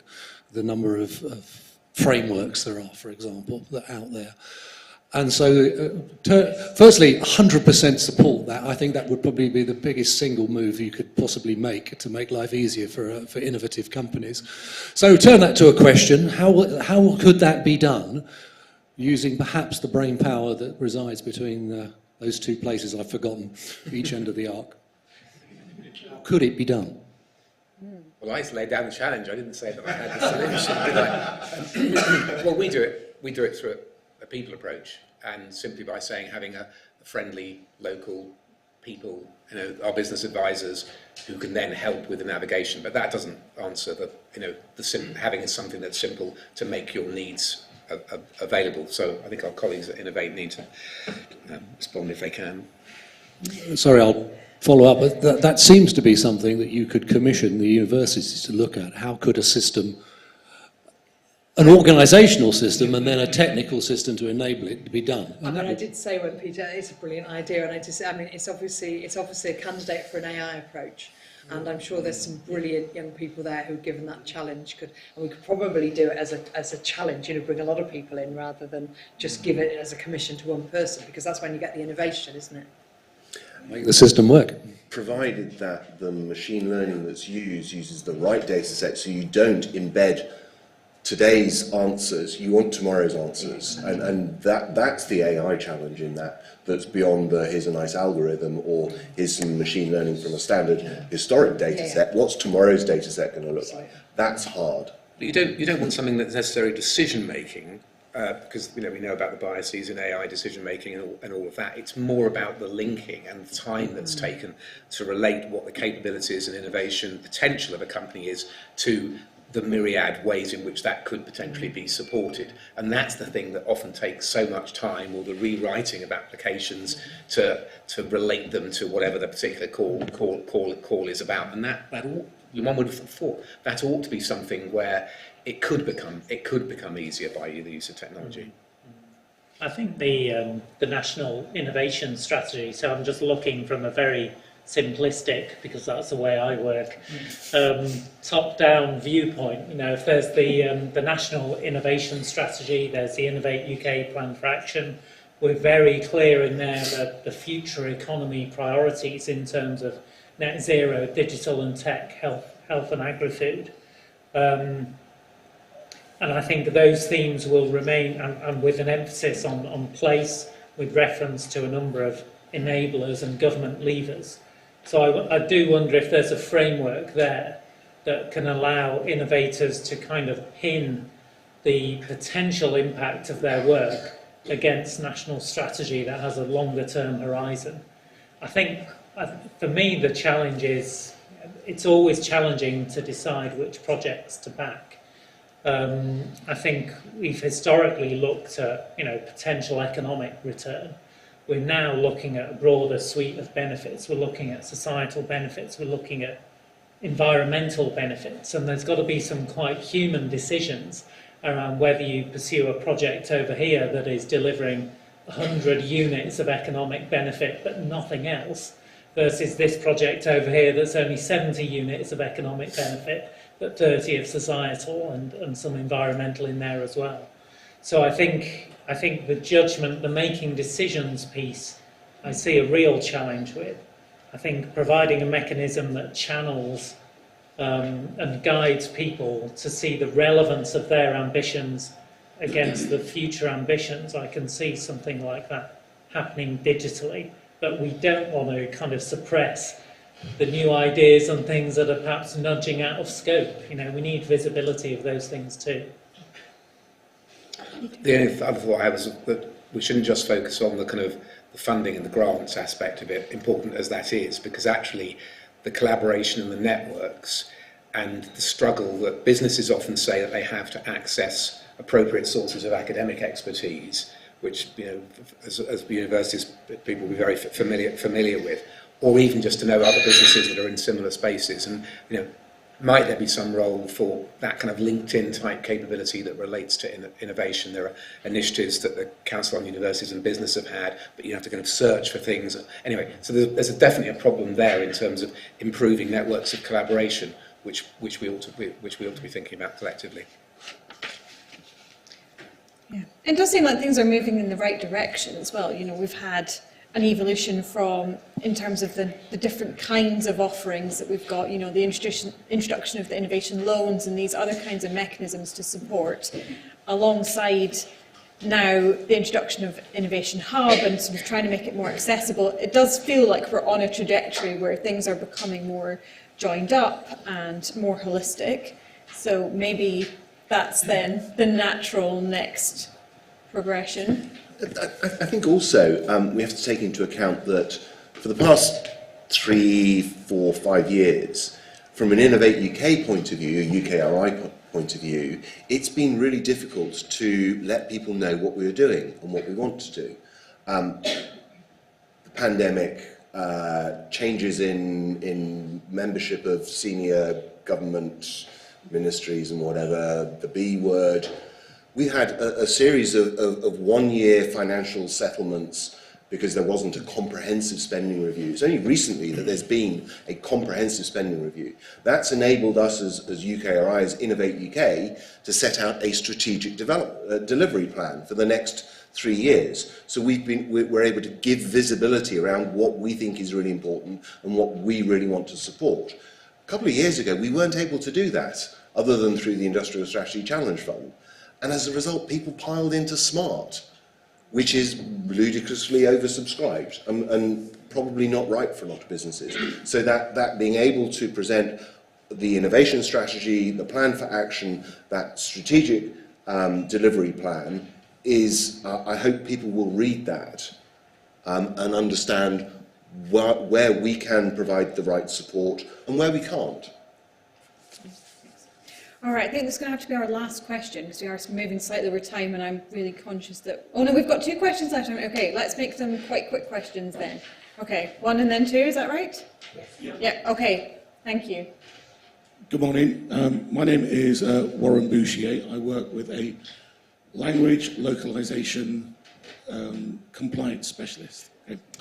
And traditionally how our business works is once a company has establish themselves in the UK, they come to us and say, okay, we want to go to Spain, Portugal, and we prepare them for that marketplace.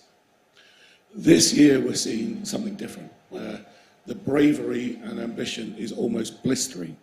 For the first time, businesses are coming to us and saying, we want to go to 4 different markets. We want to go to 5 different markets, more or less all at once. So my question is this something that is being reflected with the people you're speaking to? Is this similar? Because if it is, we need to prepare ourselves at our end. Are you seeing the same thing? Super ambition. Peter, Nigel? Certainly in the innovation loans portfolio that we have within Innovate UK, I sit on the credit committee for that. Yes, we see super ambition. We need to judge whether that will be delivered against.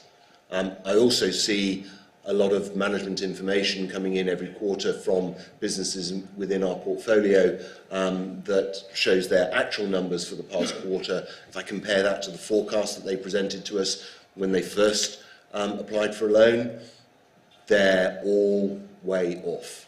It's hard. Right. So it's matching that ambition and the reality of delivery. That's where hopefully we can support, but where you've got to be really good. Thank you. All right, and our last question. So Robin Tucker from Red Kite Consulting, we led a report on the space sector in the ARC, and one of the things we posited was that you would be better in many cases driving technology innovation through a market-led approach, so to establish, set up funding on a market base where you establish the market first. Karen talked about the challenge-based approach, so you might say we need to monitor net biodiversity gain, so we set up a fund, say, taking from housing developers, and then we put out a tender for people to monitor net biodiversity gain and look for technology providers or companies that can provide that service and develop the technology. Different examples. Do you think that's by establishing the market, you then give people confidence that there's the other side of the valley of death and they can get across to it? Do you think that's a good approach? Are you looking to do more of that? To be honest, I think it's an approach we've always had, hasn't it? I mean, there's always been a need which people supply, but there's always been the need for innovation to know what the art of the possible is beyond which that we can't think. So I think both ends of that, both sides of that coin, are equally valid. Yeah, I'd say the same. I think there's always been a bit of a combination between technology plus, here's a capability and let's see what it can do in many different sectors and keep our fingers crossed, and market pull. I think the challenge we have at the moment is the rate of new market generation.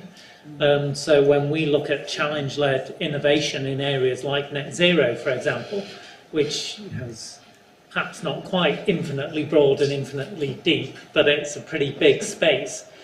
The scope of the challenges, how well articulated and defined those challenges are to pull through solutions, is very dynamic at the moment. So new markets are being generated swiftly and in a way that can't be as well predicted as previously.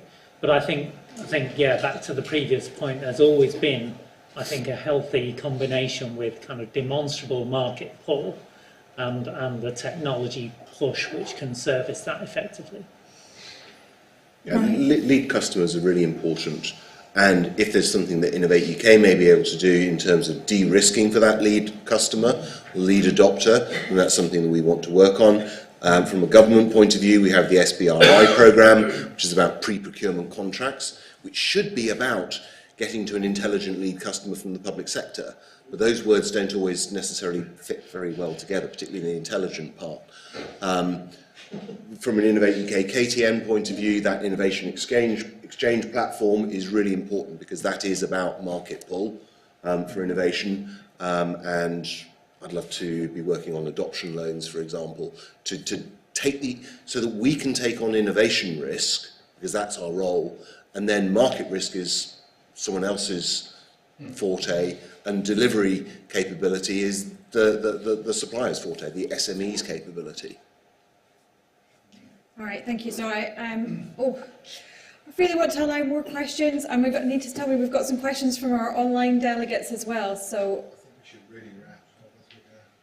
can we say them really quickly, and let's go for like one sentence answers. Okay, so one question's for SEMLEP. We've got a delegate online who has a farm based in Buckinghamshire and wanting to find out which part, it's part of the Oxford-Cambridge ARC, but not part of SEMLEP. So would they still have support from SEMLEP, and is there an agency or body representative across the whole ARC region? They should talk to the SEMLEP's Growth Hub, who can clarify that. There isn't yet for Oxford Cambridge as a whole. It's just getting underway, but there will be. Brilliant, Great. Thank you. And then the final question for Nigel is, can you explain what we can learn from the US in terms of appetite to take risk? In one sentence. Take more risk. No, I can't explain that. I think there's cultural issues. That's massive. People who are far cleverer than I have written books about it. So I read those. Okay. Thank you. All right. Thank you so much for your engagement. I'm sorry we let the session run slightly over. I hope you'll forgive me, but that was such an engaged discussion there.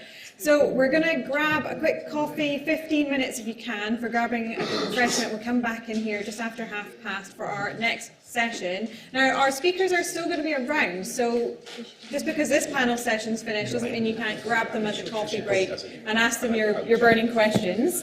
Yes, I am sure. Thank you so much. All right, and then we're next up for our amazing, inspirational innovators.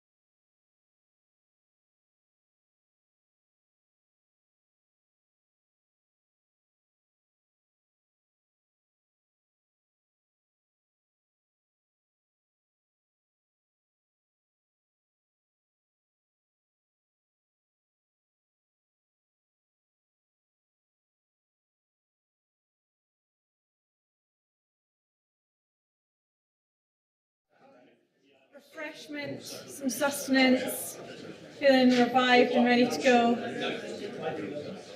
Okay, in the interest of time, I think we're just going to get started. So it's my pleasure to introduce this next session on debunking stereotypes. And I'm not going to, don't worry, it's not all me. I'm immediately passing over to my excellent colleague Luke, who's going to introduce the panelists and talk to you about our diversity and inclusion programs at Innovate. Luke is one of our diversity and inclusion partners at Innovate UK KTN, and he is also our lead for the Young Innovators programme. So, Luke, the floor is yours. Thank you very much. Good morning, everyone. Yes, my name is Luke Crook, one of the diversity and inclusion partners at Innovate UK KTN. And I will start off by sending apologies from Dr. Emma Taylor-Steeds. Unfortunately, she's unwell today, so I can't be here with us. So in this session today, we're going to talk a bit about debunking stereotypes in innovation. So this idea and the campaign I'll talk about later on has come off the back of research that Innovate UK and Innovate UK KTN have done over the years into representation in the funding world of innovation. And I'm going to talk you through a couple of the programs that we run with Innovate UK and Innovate UK KTN. Introduce the Debunking Stereotypes campaign that is currently up and running, and then we'll pass over to an excellent panel of some of our awardees from our programs, professionals in the industry around diversity and inclusion, to talk about their experiences of being an innovator. So, starting off with the Young Innovators programme, which I'm very fortunate to lead. This came off the back of some research that happened where we figured out that young people in general aren't particularly well represented within the funding world. And the programme's based off the idea that anyone can have a good idea that can become an innovation and become a business and can make a positive change. And diversity and inclusion is a big part of that. It's about getting as many ideas out of people as we can from every kind of background, from every walk of life. And so far, we've been really fortunate to have about 151 young people come through the programme and the award. Some of them have been really successful in going on to even larger pots of money, great partnerships, all kinds of amazing things as a part of the programme. And well over 12,000 young people have been engaged through our Ideas Mean Business hashtag and our programmes. And we're hoping, fingers crossed, we'll be able to get up to 300 awardees by the end of next year. And we've got a new programme actually that is starting in January, which will have a whole new cohort of young innovators, which I wish I could tell you more about, but it's embargoed until that gets launched. But there are some incredible programmes and incredible ideas coming out of this new cohort, which I'm really excited for everyone to see. So I touched a little bit on the research that we did. So this was back in 2016 at the start of the programme, and we found that 2/5 of young people have an idea for an innovation or a business. And about 54% of them would actually like to run their own business when they get to that stage. But to contra that, 82% of them thought it would be too difficult for them to access and actually move forward in starting a business or developing an innovation. And then actually only 8% of them see themselves as entrepreneurs. It would be interesting to run this data again now, particularly as the concept of young people being entrepreneurs has grown massively over the last 5 years or so. But that was a big problem that we identified, and that's where Young Innovators came from. And we've been really fortunate to have 4 really impressive cohorts coming through. And we've also got a follow-on fund, which we run for them as well, which gives them a little bit of extra money after the programme finishes and more support and continued support to develop their innovation further. So why do we do it? What do we want to get from it? So first of all, we do believe that ideas can come from anywhere. A great idea, a great innovation is available to anyone who has that idea. And a big part of diversity and inclusion is role models, having people they can look up to that reflect themselves or their own values or their own backgrounds. So a large part of the programme is we encourage our young innovators to go out and actually continue to talk to their old schools, universities, days like today where they can go out and meet sector businesses and things like that and show themselves as being a part of the innovation community so that hopefully that next generation will see that and go, I can do that as well.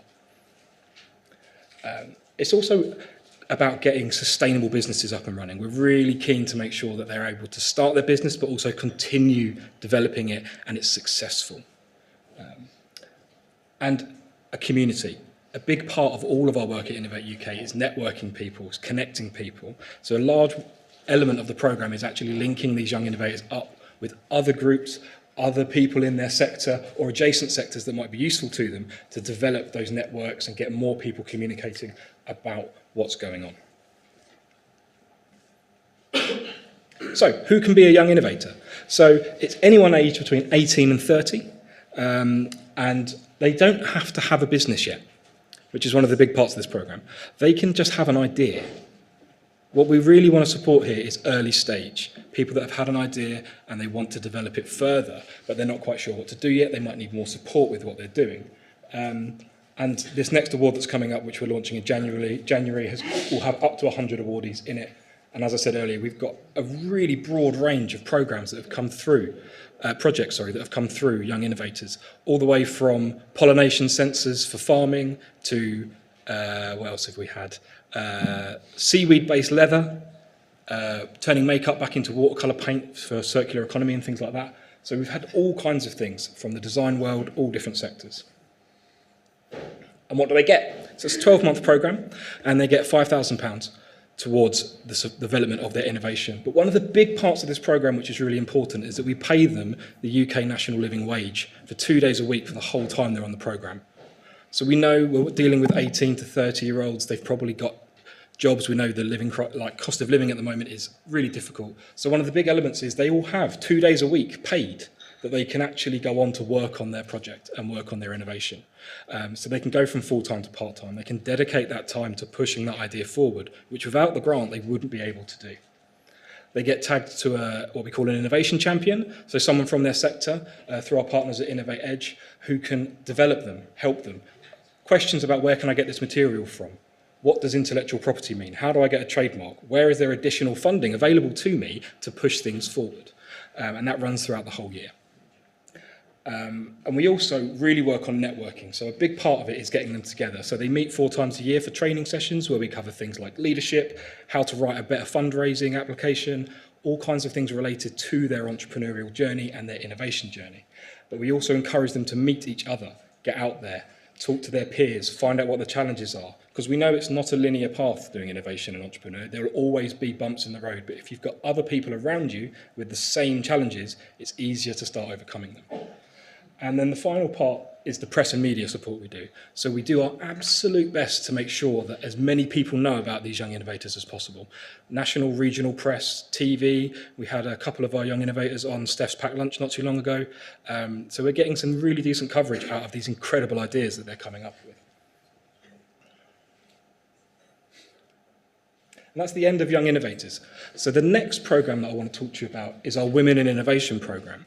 So this came out of, again, another piece of research looking into what is the innovation field like for women in innovation. And we discovered that we needed to do more to support women in accessing funding and succeeding with their innovation. So the aim of here is to really celebrate and champion female innovators. It's a bigger pot of money than we give for young innovators, but they still get a lot of the same support they would have had before. And it's particularly important that we want them to be able to get into that next stage, that bigger area of funding where they can really start to thrive and develop what they're doing. And as you can see at the bottom there, that's £50,000 that they get as part of that grant to support them in developing their idea. So, back to that bit of research. So 1 in 7 women in innovation was, sorry, let me start again. 1 out of 7 applicants for money of funding was a woman, which is a massive disparity compared to what the demographic of the UK is. And on top of that, 1 in 3 found that it was like being a woman was a challenge for them in their innovation field. And that's something we wanted to look to address and try and support with, which is where Women in Innovation came from. So it launched back in 2016. We've had 4 cohorts. The 4th one is currently still ongoing, and there will be another one next year. They're doing the interviews for that at the moment, I believe. And it's managed to support a really decent amount of people to go forward and get a chance that they wouldn't necessarily have before, because this was a dedicated fund. It's also developed some really nice partnerships. So Founders for School is a big partnership element of it, with that role modelling thing, where we want our awardees to go back out into the community and talk to the next generation of people, or their current generation, who think it might not be for them. So they can talk and meet, and they can create themselves as a role model so people can see that it's possible for them to do that as well. And we also run a purple plaque campaign. So you're probably all familiar with the blue plaques we see on the sides of old houses where X person lived here of note for art or science or anything like that. It's predominantly males. So the purple plaque system was built into the programme where a Women in Innovation awardee can ask for a purple plaque, and that will be put up at a significant location for that person. So it might be at a school they went to or an area that's important to their innovation and where they came from. So just to go into what they get with the grant. So as I said earlier, it's a £50,000 grant pot for them to access. Tailored support, so they get an innovation champion similarly to the Young Innovators programme. They always also get a business mentor as well. So they get a lot of support wrapped around them to help them develop what they're doing and go forward with it. Again, press and media support. We do as much as we can to get their ideas out there, outside of the regular sector world they might be working in. We love to see stuff in newspapers, on the radio, wherever we can get it, so that more people hear about what's going on. We do a lot of introductions as well. We do our best to link up our awardees with someone who's important for them to develop and push their idea forward. That might be within the sector, that might be within manufacturing, it might be within a different element of running an entrepreneurial business, anything like that that might push them forward. And we've also got ambassadors and mentors as a part of the programme. So our Women in Innovation awardees have actually ended up mentoring our young innovators that go for the Women in Innovation Award. So we've got this really nice progression here where they might do young innovators as a female, and then they'll have someone from the Women in Innovation programme who might be able to help them in applying for the next round of Women in Innovation. So that journey is continuing all the way through for those awardees. And just up here, a couple of examples of some of the media that we put out for our awardees. You've got the Young Innovator ones on the left, and you've got the Women in Innovation ones on the right. We've had some great successes over the years with the programme, people going on to get additional grants like Fast Start and those kind of Innovate UK funds, other funds outside of Innovate UK. Megan's a really great example up there. She opened up her business. She got a premises in the new Battersea Power Station shopping centre as part of the TubeLink update there. And there's a great video with her meeting the Mayor of London, which was great press for us. It was great for us to be able to say that one. That was a really nice shot. I'm really pleased for her as well because she's really worked hard to get that up where she needs to be. So, on to debunking stereotypes. So, what we've discovered is that a lot of young innovators and women in innovation didn't necessarily see themselves as an entrepreneur to start with, or what society and the industry thinks an entrepreneur or an innovator is. It's quite unique. People think what they think, and it's from their own experience, but actually an innovator can be anyone from any background, any kind of educational background or socioeconomic, any of that. Having a good idea is available to any individual in the country, on the planet. So what we did as a part of that, we decided to talk to some of our awardees from both programmes and ask them some questions about what they thought an innovator was, what they think about themselves as an innovator, and some of the stereotypes you might see around innovators and innovation in the UK.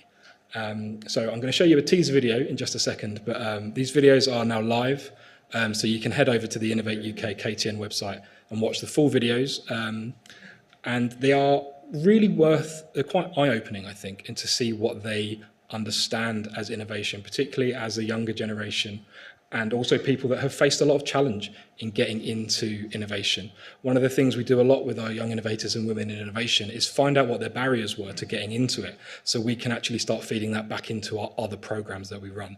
So I'll quickly show you the trailer for this now before I pass on to the panel to start talking about stuff, but let's see.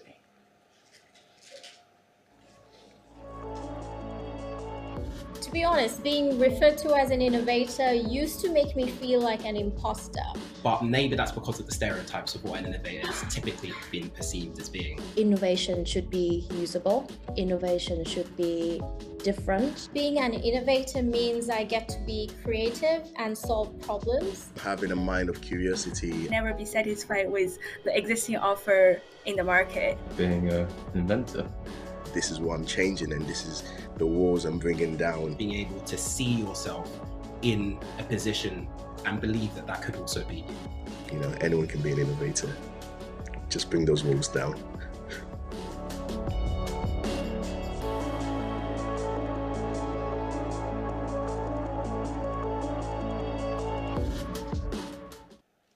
So, a quick snippet there, but I would definitely encourage you all to go and watch these videos when you have some time, particularly if, like me, you've got a decent train journey home this afternoon. They're really interesting to watch, and I hope it will generate some conversations around what an innovator is and also what opportunities we can offer to people to support them on their journey to having an amazing idea and hopefully, you know, changing the world. That's what we'd like to happen, isn't it, right? So, on that note, I will pass over to our panel today, and I will introduce the chair and allow her to introduce everyone else. But we're very thrilled to have Professor Simonetta Manfredi who's a Professor of Equality and Diversity at Oxford Brookes. So I'll welcome her to the stage now.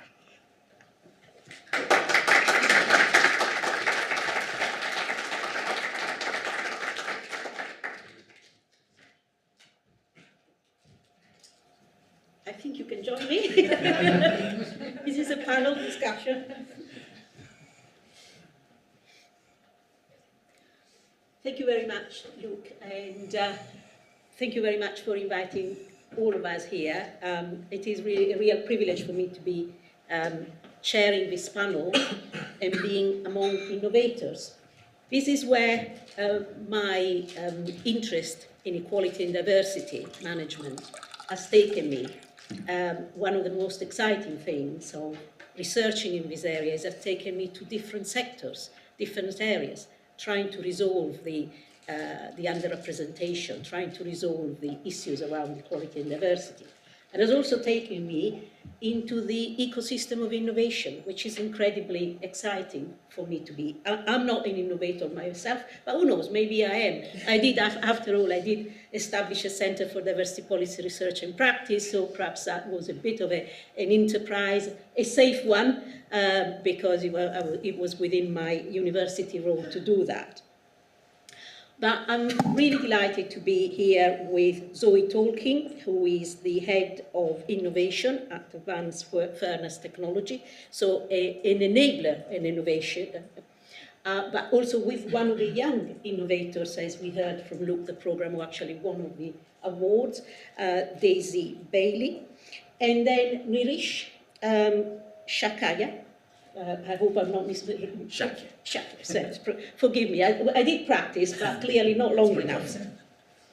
Who is a consultant and a coach and an enabler of design thinking consultant, which sounds very interesting, and perhaps you can tell us a little bit more about it.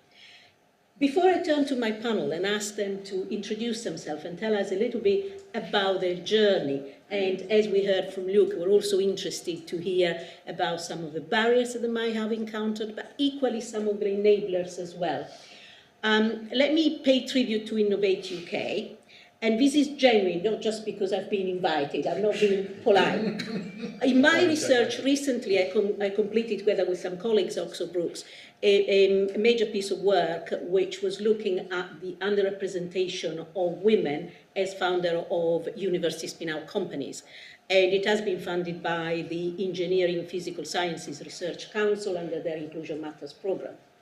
As part of that program, which wasn't just about research, but like Innovate UK has done, the research then needs to be used to try to improve and find solutions, we really had a lot of support from Innovate UK itself, but also for some of these women. I was delighted to see in one of the slides before the image of Fania Ismail, who is a chemist by background. She's one of the winners of Innovate UK. She's one of these ambassadors, and really, as well as getting an award and getting some funding to help them with their enterprises, to develop their research and innovation, they actually generally act as ambassadors and role models, which is very important. And people like Fania and others from that programs have been great supporters of what we have done, and they have been supporting women who are interested in becoming founders or either spin-off companies of startup companies.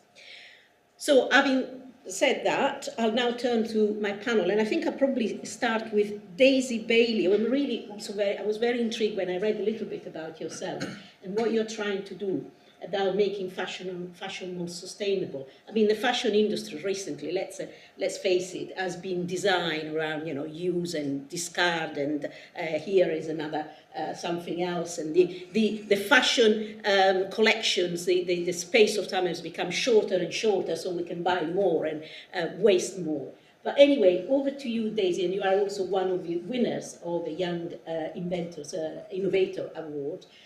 Tell us a little bit about how did you become an innovator, about your journey. So I'm Daisy. I make recycled clothing. I make old jeans, and it's all recycled denim, so jeans, jackets, mostly jeans, because people wear them out, wear them on the knees, bust the crotch, break the zips, and then they're not usable in the charity shops, they're only fit for the bin. So I take them apart, I rip all the seams out, use the fabric, I'll recycle the waistband, the pockets, the zip, if it's still usable, and I'll make them into new clothing. So this is what I'm wearing today, so this is one of mine. It's patchwork denim.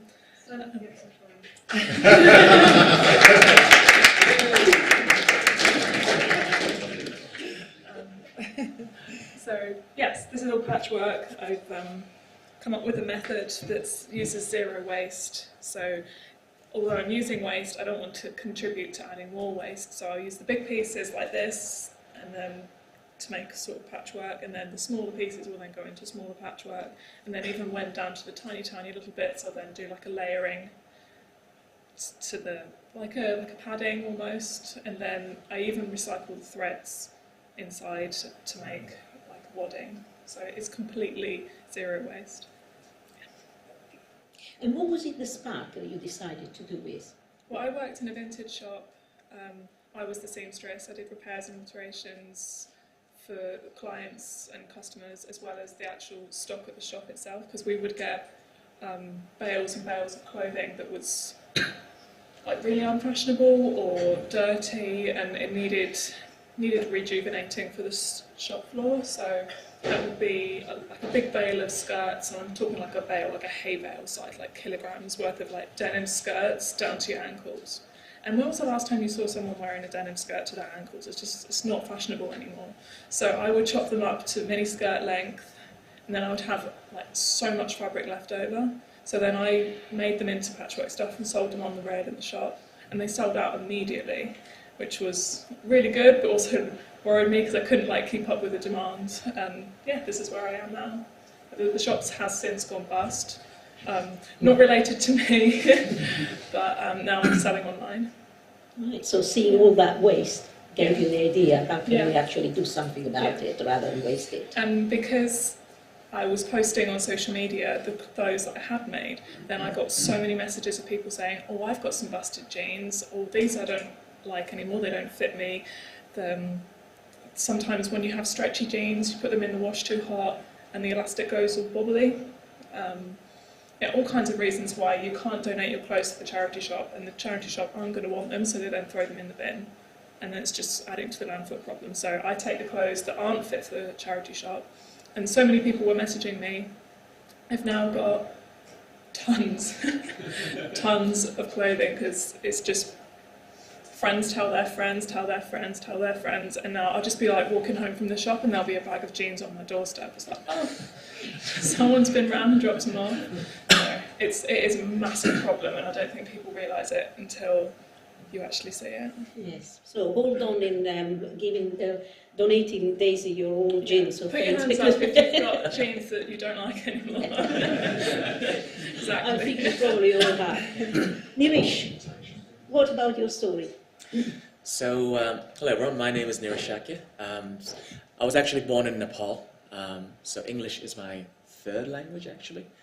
I think, being born in a third world country kind of presents its own challenges. And what I realized was that it severely limits your opportunities, how you see the world. And I grew up kind of just believing these, self-limiting stereotypes on what I can and can't do. But luckily I had a role model, which was one of my uncles, who was one of the first engineers in my family. And that automatically kind of, I guess, limited my perspective on, oh, you got to be an engineer to get out of poverty or, you know, be successful in life. And I did pursue that pathway, but I realized that I actually hated maths and science. I actually enjoyed more of the creative fields like the arts and design. And it was only later in my career that I realized, oh, actually, you know, there's actually a field that is, you know, suited for, you know, what I really want to do. So that's why I went into design. And even when I went into design, I realized that, you know what, I don't really actually care about the design or the outputs or the aesthetics. It's more about bringing people together. And now that's what I focus on doing in terms of helping organizations bring diverse groups of people together so that they can think more divergently before kind of jumping into that one solution that, you know, everyone or just one person in the company thinks about. And more recently, I have started a podcast called Design Feeling, as opposed to Design Thinking, which is a problem-solving methodology. So I was like, you know, we do a lot of thinking, but we probably didn't do a bit more feeling in the industry as well, bring more emotional intelligence.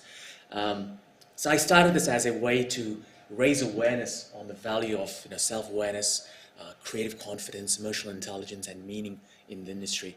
And now I've been trying to kind of start that back in my home country in Nepal, where trying to help school kids and teachers around those same aspects, around how do we help them know themselves better so that they can see the world differently and see opportunities that they usually wouldn't have seen.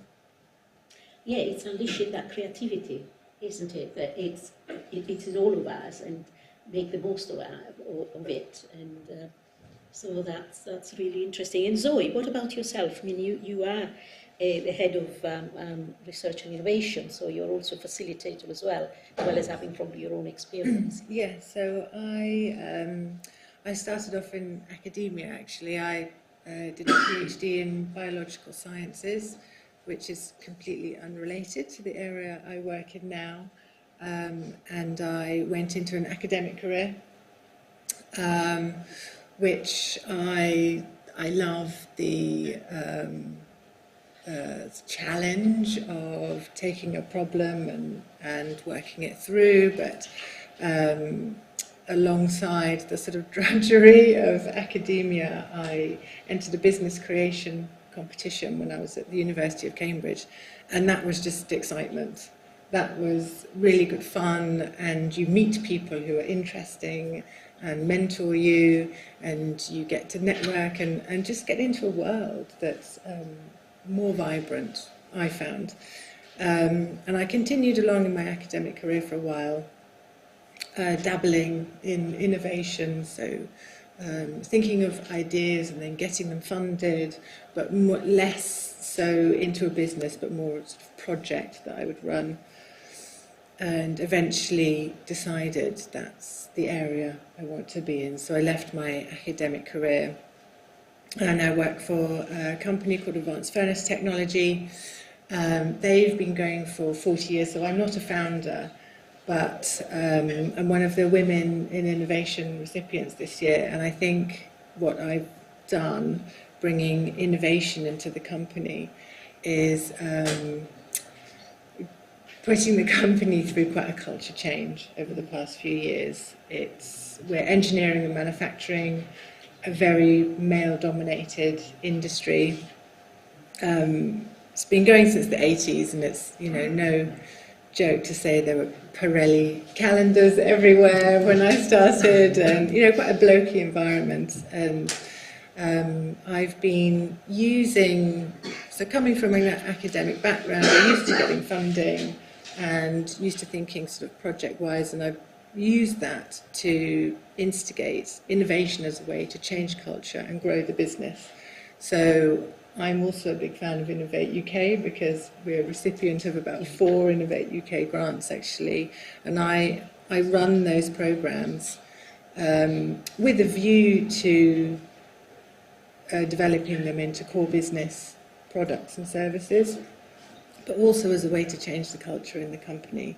So since I've been there, we have there was a view that women sort of ruffled papers in the offices. But now we have women in technical positions, we have women in leadership positions, not just myself. We have a woman, Paulina, she's a process technician. A woman called Sandra Netche-Bavute, we encouraged her through a STEM science degree, and she is now in a very important leadership role in our company. She's Director of Operations. I just took on part of the Women in Innovation programme. That helped support me take on a newly trained apprentice, mechanical engineering apprentice called Caitlin. So she's in the engineering department now and being trained to be the next generation of senior engineers in our company. And hopefully we have a PhD educated material scientist, Rose, starting soon in the new year. So to push forward one of my Innovate UK projects. So that's really my role as an innovator and an enabler, is to not just be a sort of platform to talk about change, but be the doer and make it happen. That is important. I mean, it sounds quite encouraging. You know, you started saying when you joined it was quite a blocky environment, and it sounds that it's moving in the right direction. Yeah, I mean, they don't know what's hit them, basically. Yeah. A lot of them, you know, it's a big shock, and it's not that easy. You know, for example, our junior mechanical engineer, Caitlin, working with our senior, who's one of probably the founders of the company when it was set up. There were a core group of guys, and they grew it. And it's quite difficult. That dynamic is difficult, and there are stereotypes to overcome. And she doesn't have an easy ride sometimes, but she's still there, and she will. She will grow, and she will become a senior part of the team in the future.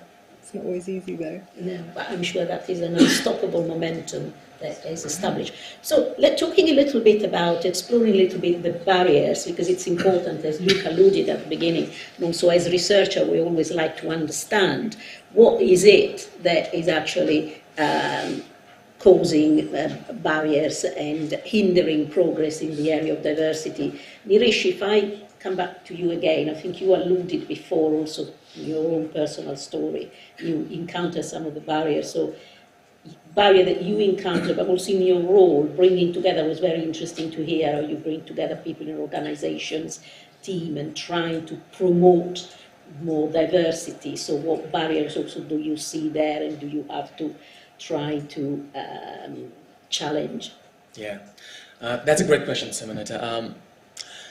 I think I do see a lot of, I guess, need amongst us as individuals and us as organizations for safety, and there's safety in familiarity, right? So, and hence why a lot of organizations that I've worked for tend to make decisions that favor safety over diversity, where, you know, if I employ, I don't know, a white man, not, you know, naming any names or using specific examples, but that would mean that I can achieve these results faster because I've seen that happen in the past, so kind of following the pattern. And I've found, you know, the difficulty lies in trying to prove that, you know, a person of color or a person of a different gender can achieve, you know, similar results, albeit maybe more slowly in the short term.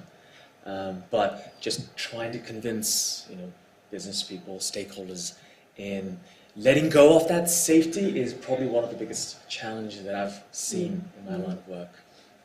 Yes, it's a cloning effect, isn't it? And I think that one of the previous speakers also alluded to it when he was talking about and I was delighted to see that slide, acknowledging that there is an issue that women founders receive less money, or gender mixed team receive less money, that teams of all men teams who want to fund either a spin out or a startup. So it's really good, thanks to that speaker for bringing that problem to our attention. But you also will say the reason why they're getting less money because they don't look like me, or they don't. It's again, it's a cloning. You know, you want people that you think you feel safe with, as you said, and challenging that. Yeah.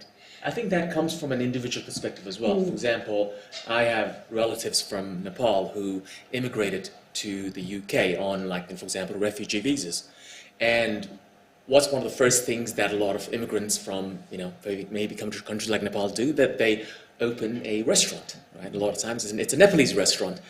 But if you go to a Nepalese restaurant, you probably won't get to taste a lot of authentic Nepalese food. You'll probably, get to taste more Indian food because they think, English people love Indian food and that's what sells, right?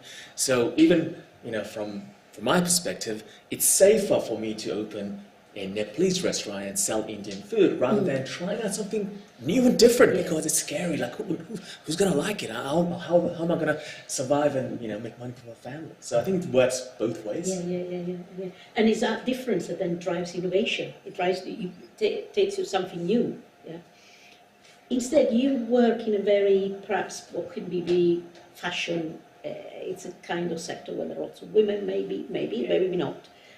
Or maybe the women are doing a lesser type of, in lesser position, the CEO are more likely to be men. I really don't know much about the world of fashion, but what has been for you in terms of possible barriers, challenges, and how did you overcome them? Well, I'll say, so in my whole career as a seamstress, I've only had 2 male colleagues. And all of my bosses from beginning when I was starting at 16 and to now, I've only had female bosses. So I've always had that female role model, and it's just always been a female industry, I suppose. But then I suppose you see all the top names like Alexander McQueen and Christian Dior, Giorgio Armani, they're all male names. So you can see it in swings and roundabouts, I suppose. And what about in your innovation journey, what have you found that has been perhaps particularly useful or helpful? What, as a woman? Yes, or as an innovator, as a young innovator, to achieve what you wanted to achieve?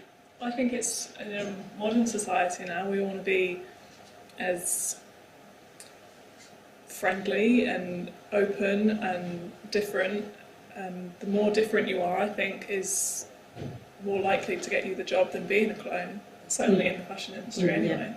You say cloning, everyone wants to hire the same person so they know they get the job done. Whereas I think in fashion, they're always looking for the next face, who's different, what's going to bring the next season. And you can't go along with the same trends every year because then it goes stagnant and you want people to buy more clothes and more clothes, so it's different every season. So yeah, as different as possible for my industry, certainly. Yeah. So different sectors have different challenges, and some may be more conducive, let's say, to promote diversity than others, like the fashion. Yeah, definitely. Yeah.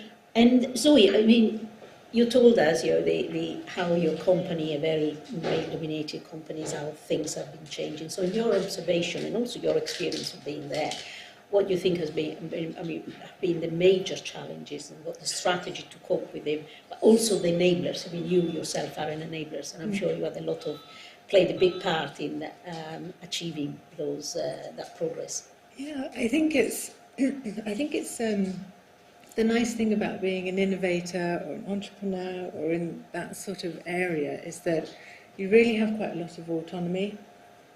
I was considering this earlier, and I think most of the barriers I encountered on me in my journey were in my academic career, where I was pigeonholed constantly as a more assistant type, as the person that you give the work to and who will do the work, not the person who can bring ideas and say, let's do this project. And I was constantly trying to sort of carve out my own role in academia and constantly frustrated and being told things like, that's not your skill set, you're not ready for that, that project's full, that's not quite what we do. And I think it was those barriers that probably pushed me out of academia and into innovation. So I find innovation quite a positive environment to be in. And I think the the barriers are the self-limiters, like you were saying, Nirish, where you tell yourself that, you know, that's the status quo and that's the safer way to go, but that's not innovation. And any barriers that I've encountered in the company, in advanced fairness technology, in innovation, they're kind of, you've got the autonomy, so you can go over them, under, you go around them, you dig a tunnel and come up the other side. So that's what I really like about what I do. And people, you just have to have a bit of self-belief, I think, and you might get a bit of pushback, but it doesn't stop you. And people get used to change, and they have done in our company. And you know, there's a bit of grumbling, but it's not a big deal, really, in the big picture. It's good to hear. It's interesting your comments about academia and the challenges there. Yeah, you know, we talk a lot about in academia about promoting diversity. We do a lot of work, but the culture is really a tough one to change. Yes, I would say that's tougher. Yeah. That's a tougher game. And when I did the work on looking at the women founders spin-out companies, it was fascinating. One of the reasons why they decided to go down that way, that road, and commercialize their research was also autonomy and much more in control of what they could do. So it was almost an alternative career path. And many more academics, also men as well, young men, are seeing that. You know, this interface between academia and businesses as offering new career paths. And I think we need to be aware of that and facilitate it, which I'm not sure whether university, to what extent we're actually doing that and facilitating that. In the video, the short video that we saw before, one of the speakers talked about the imposter syndrome, and another one talked about the importance of role model, of people seeing themselves in that roles. Nish, what are your thoughts around that? Have you ever had the imposter syndrome feeling, oh, I shouldn't be doing this, I'm not good enough? Have you ever suffered with that? Well, I'm suffering with that right now. I think we all do. Yeah. I think, you know, like I've always, faced that imposter syndrome.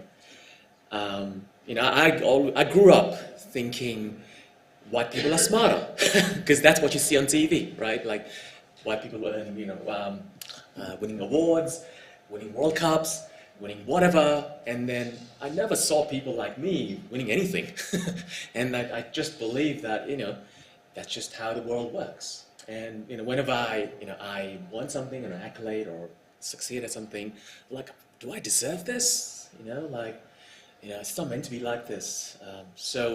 But, it's taken a lot of, self-work for me to really believe that, yeah, I do deserve this. And, I'm here because of all the support I've received and all the hard work that I've put in. So yeah, but even then, I think there's still that voice in your head saying you're not good enough and you're not meant to be here. Yes, I understand. And it never leaves you and saying, no, you're going to make a fool of yourself. You asked me before, how are you? Well, I have to engage with public speaking. I'm always nervous about that. I try to put up a brave face, but, it is that you're actually engaging with public speaking, with people, with general thoughts. And, it is always something that you feel, oh, should I be here? What about you, Daisy? Do you have any thoughts around that? I feel it right now too. Yeah. So should we go back to those seats then, guys? But looking around, I see a lot of people in suits, and that is not my industry. And I don't feel like I can sit here and tell you about business because I'm a seamstress, and that's what I come from. I'm about sewing and art, and I signed on to the Innovate programme as a little bit of help for business. Like, I've come to you for the one-to-one coaching so that you can tell me how to do business. So I certainly can't sit up here and tell you how to do business because I'm asking you for help. So, if you want any help on sewing, I can help you. I think from the stories you told us, it's more than that, isn't it? Because you had the idea. in the first place, or doing something with that material that was not being used. I think anyone can take jeans apart and make them into new clothes. It was really more, I wanted to go into fashion, but there wasn't the job for me out there already. So I just made the job I wanted to do. I think anyone could do it, it's just not existing out there, and I saw that there's a hole in the market. I want to do this, but it's not already out there, so I might as well just do it myself. Straw poll, hands up who thinks that they can take apart jeans. I can't. I certainly can't. I think you underestimate. I think you do. I think you do. Not everyone can do what you've done. Not at all. Oh, bless you, that's very kind. Yeah, I think you are the testimony from this audience. Yes. No, that is real innovation and great thinking. Zoe, any thoughts around that? Well, I think it's these guys. I think this is why role modelling is so important, isn't Yes, it? exactly. To get over this blooming imposter syndrome. That it's to an extent. These words I think are very unhelpful sometimes. What does it mean now, imposter syndrome? We all get nervous. Mm-hmm. We all feel like we're not capable until we do it, and that's a very natural thing. But then, how is imposter syndrome different to that? And that's probably where the stereotypes come in. You've got a natural nervousness, but you also don't have any role models. You don't have any experience of seeing people do that. And I think that's why it's so important. So that we're all at a level. We're all just a bit nervous, but we all feel like we have the opportunity to go for it if we want to. Yes, and I think the question of role model came up a lot when I interviewed with the women who had spun out their own company. And one of the things which was also on one of the slides was the importance of having relatable role models. So people who look like you who have been going through a similar pathway, because some of these women were saying they were given mentors who tend to be businessmen who had their whole career in business. And of course, I appreciated the support and the mentoring that they received and the sharing of experience. But they would have liked to see another woman who had gone through a similar career path and done something similar. So the importance of relatable mentors. And that's why it was so helpful when the women who had been through the Innovate UK awards, who also as well getting the awards, but they very seriously took on their role as ambassadors and as mentors, and they really engaged with our program, with our project, and some of the women who were interested in commercializing their research. So at the end of the day, I think it is important that you can actually, as one of the speakers in the video said, you can imagine yourself in the mentoring space.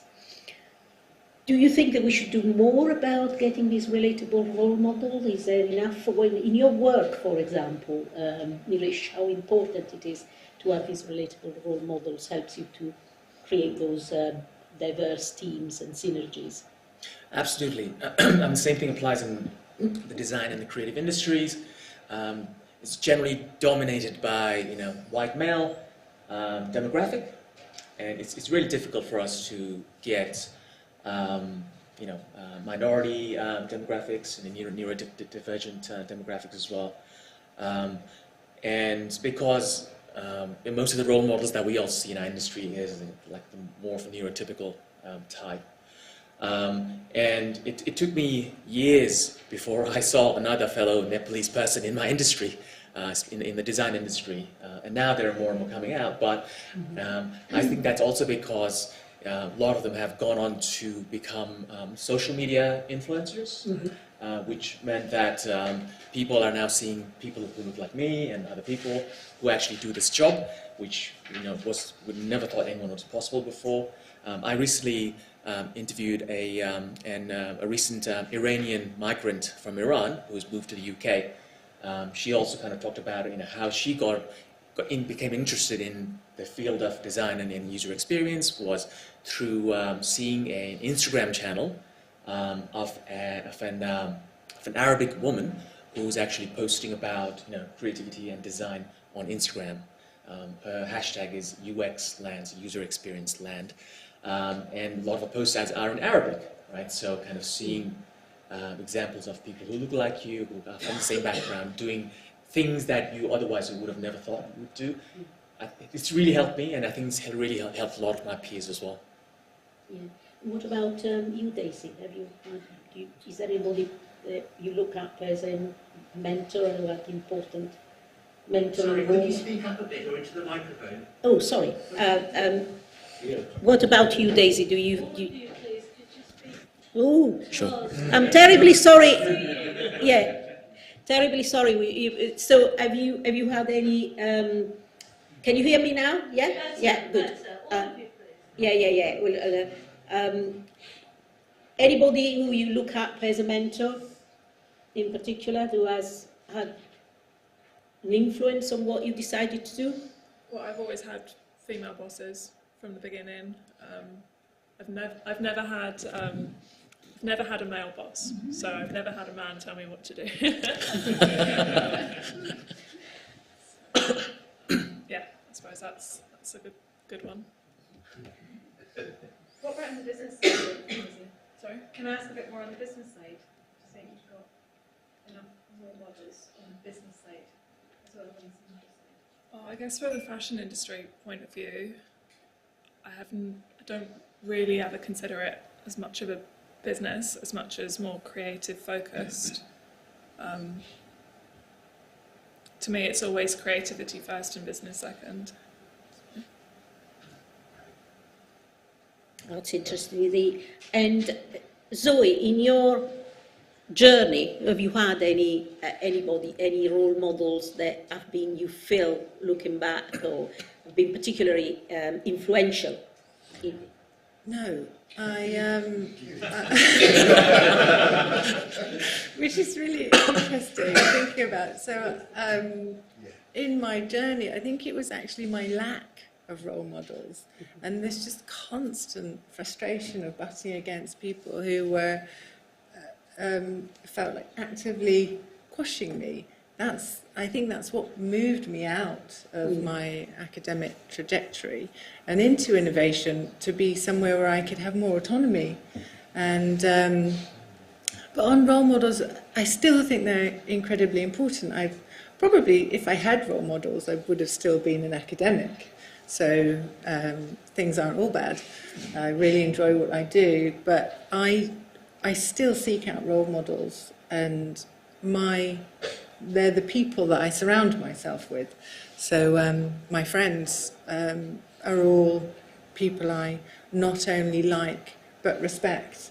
They all interest me in some way, run their own businesses or carve their own way in life. And so I think I still have role models in life. I just didn't get them in my particular journey.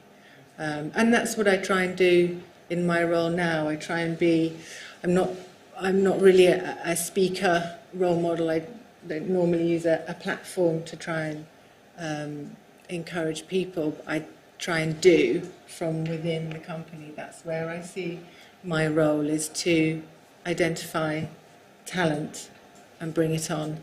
And then support them, yeah.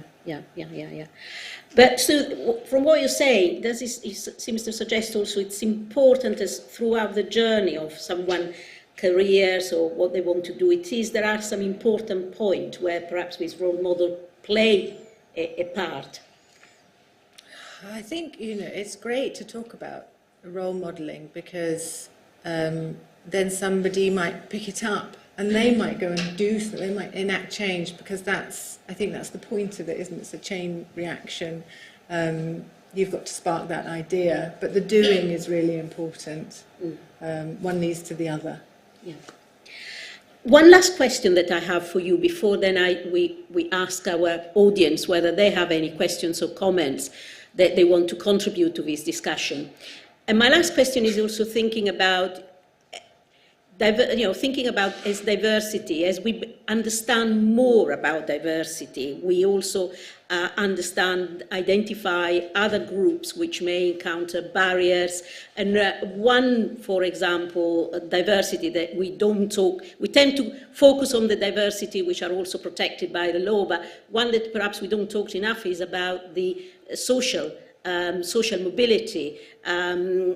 And that is quite hard. And I know that Innovate UK has been trying to do some work about what is the background of people. You know, I think you might have done also some work looking at how the distribution of your funding in relation to the different people coming from different backgrounds. So I would like to ask to the members of the panel their thought about, in order to really achieve, to continue our journey in achieving greater diversity, what do you think now, what do you see are the most urgent, the priorities that needs to be addressed? Nirish, if I start with you.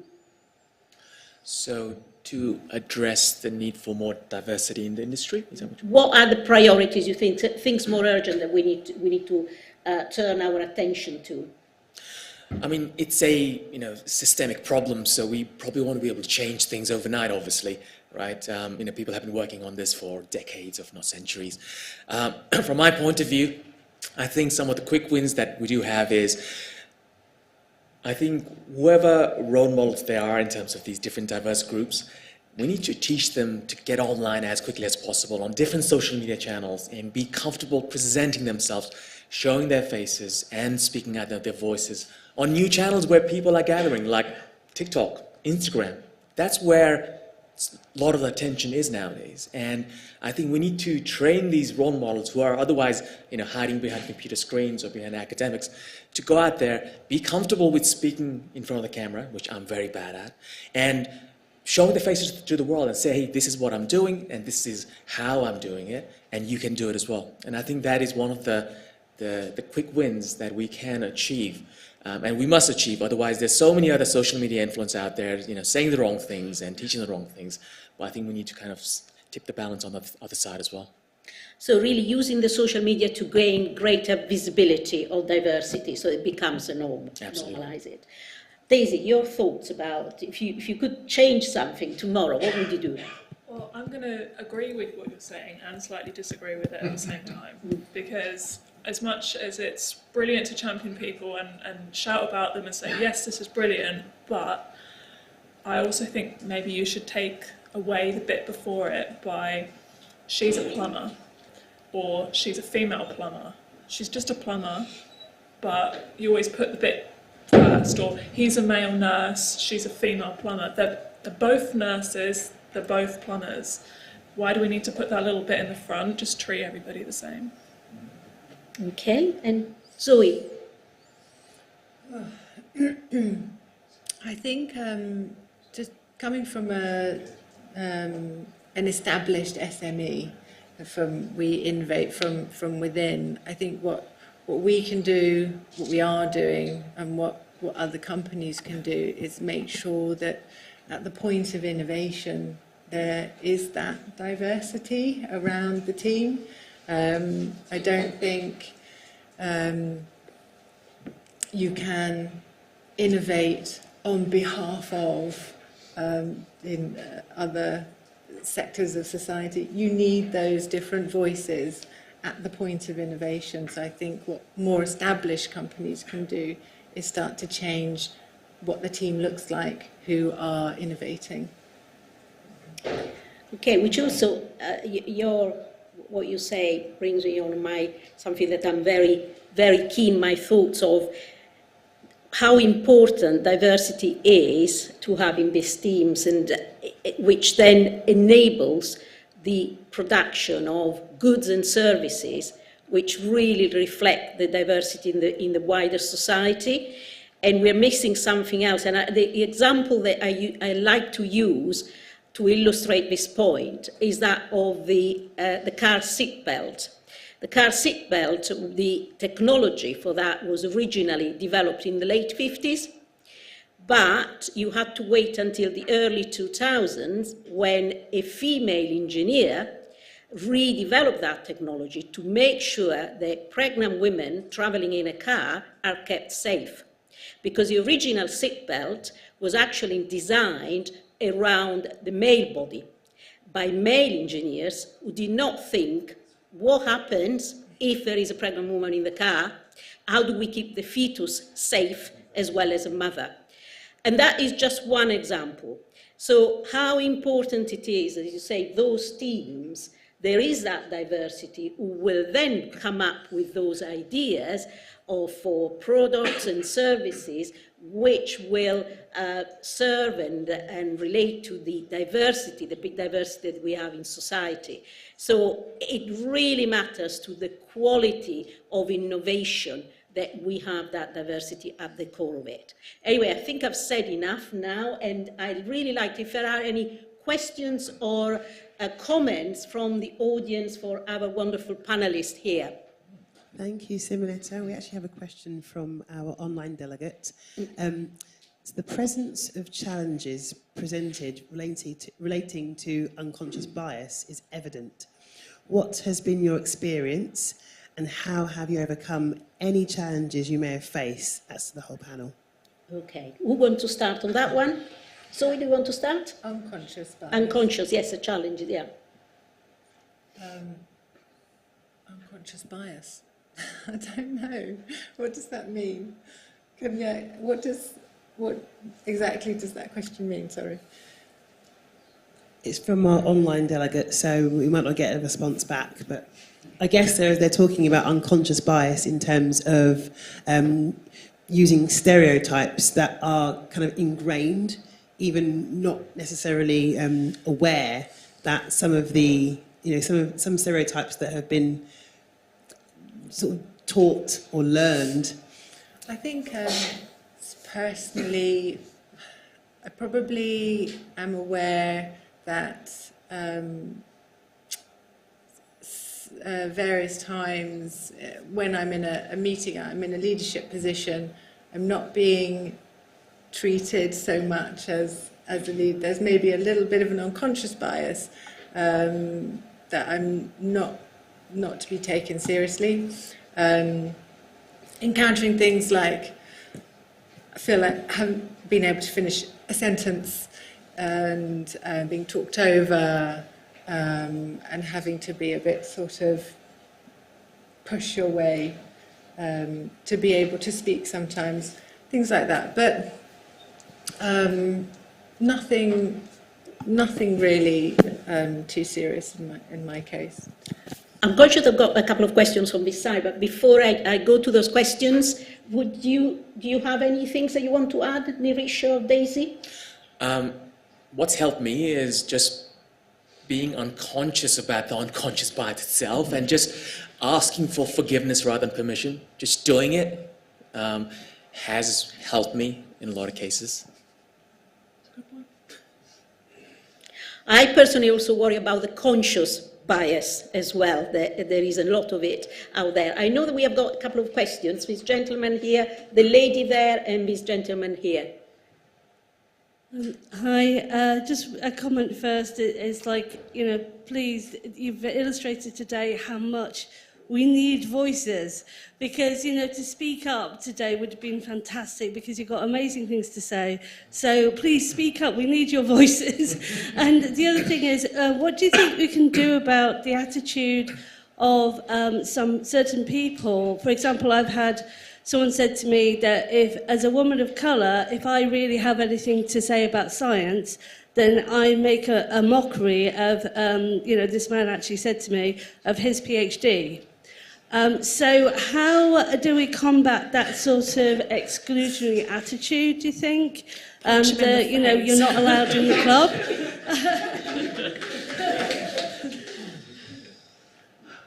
Who wants to add? Well, I think there's bias and there's just outright rudeness. Yeah. Just ignore something like that entirely. But I think there is also irrationality. What does it mean? I can't understand it. What is it? Because at the root of a lot of discrimination is irrationality. Anything you want to add on that, on this? Yeah, I'd give him a slap. Okay. Then, My name's Ken Lewis. I'm an engineer. I started my companies up in 72. One of the things you talk about how you solve diversity is you go change the culture of your organisation and you empower the workforce. This is very difficult for British managers, leaders and managers because they're power crazy and won't hand down their resources. There is a programme now that's been developed here at Cranfield and my University of Bedfordshire to crack this one. And if you crack this one, we will get rid of all the problems we're seeing today, which is our poor productivity because we've not tapped into the talent and ability of everyone who works for us. And my last statement is, in 43 years, I never had a skill shortage. And I was a precision engineer making very high-tech stuff. So it's about recruitment too, and making sure that you get the people who have ambitions to go somewhere.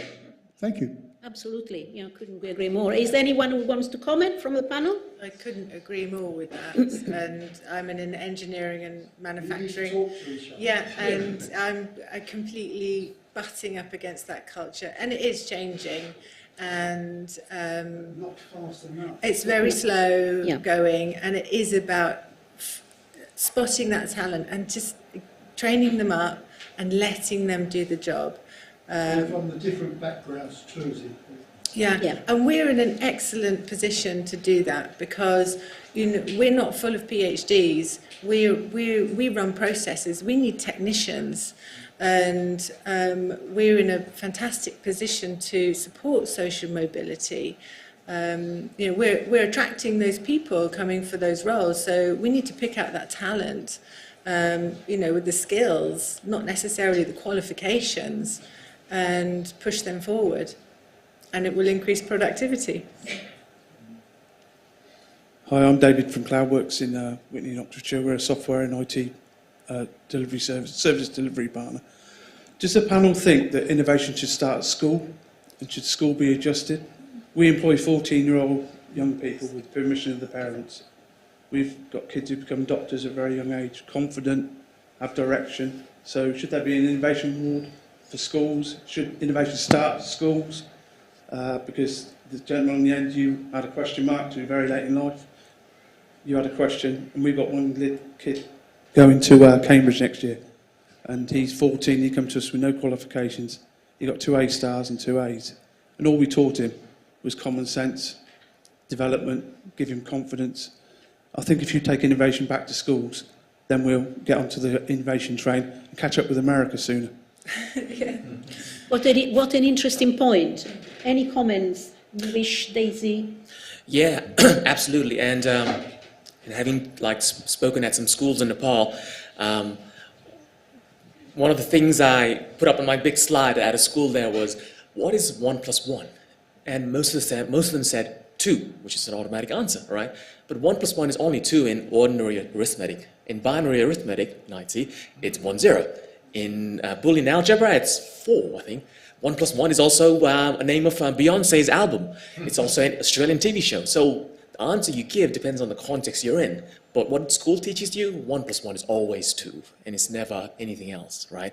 And I think that needs to change from there. Otherwise, you're going to get people who have this factory mentality. You just want to just go work in a production line. It's all the same thing. There's no innovation, no creativity, and that's all life is. Yeah, come out of school, get a job. It's never come out of school and make your own job. Definitely. I think children are natural. I think we're all naturally innovative and entrepreneurial. I have a 4-year-old son, and he is bonkers creative. I can't keep up with, now I'm a mouse, and then he's telling me off because I'm not a mouse anymore. I meant to be this, and I meant to say that. Creativity is just bursting out of them. And the school system, it's great in many ways, but you sort of have that creativity and innovative part of you knocked out of you. And really, I think it's just about letting that continue, rather than you don't need to teach children innovation, and just maybe teaching them sort of skills to turn it into a career. It's interesting. I'm just thinking about leadership, and one of the things that I was kind of reflecting on as you were talking is I wonder how many people are actually parents in this room. Okay, so, you know, parenting also, I mean, leadership is one thing, but actually I've learnt as a leader, I've learnt more through my kids about leadership than I've ever learnt in the whole of my life. And our responsibility as parents, school's great, you know, the system has to change, but we have a massive responsibility as parents to enable our kids to not be knocked down, I suppose, and have that confidence. And I think there is a big role to play as parents to take responsibility for that. And, you know, your 4-year-old child to grow up to be that confident person that actually if the teacher tells them they're crap at maths or whatever, which I was told, I remember being told, and my book being thrown out of the window because I was so crap at maths, you know, I've got that big thing. It's like, actually, I'm okay at maths. It doesn't really matter, even if I'm not great at maths.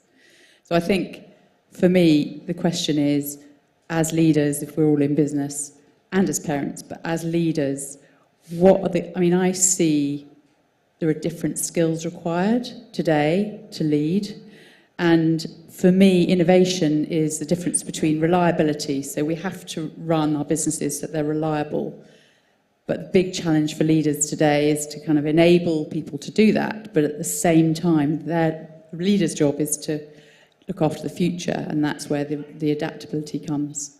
And so what do you guys see as the key skill sets that you've learned as leaders? And Daisy, I wouldn't say you're a dressmaker, I'd say you're a leader and an amazing entrepreneur.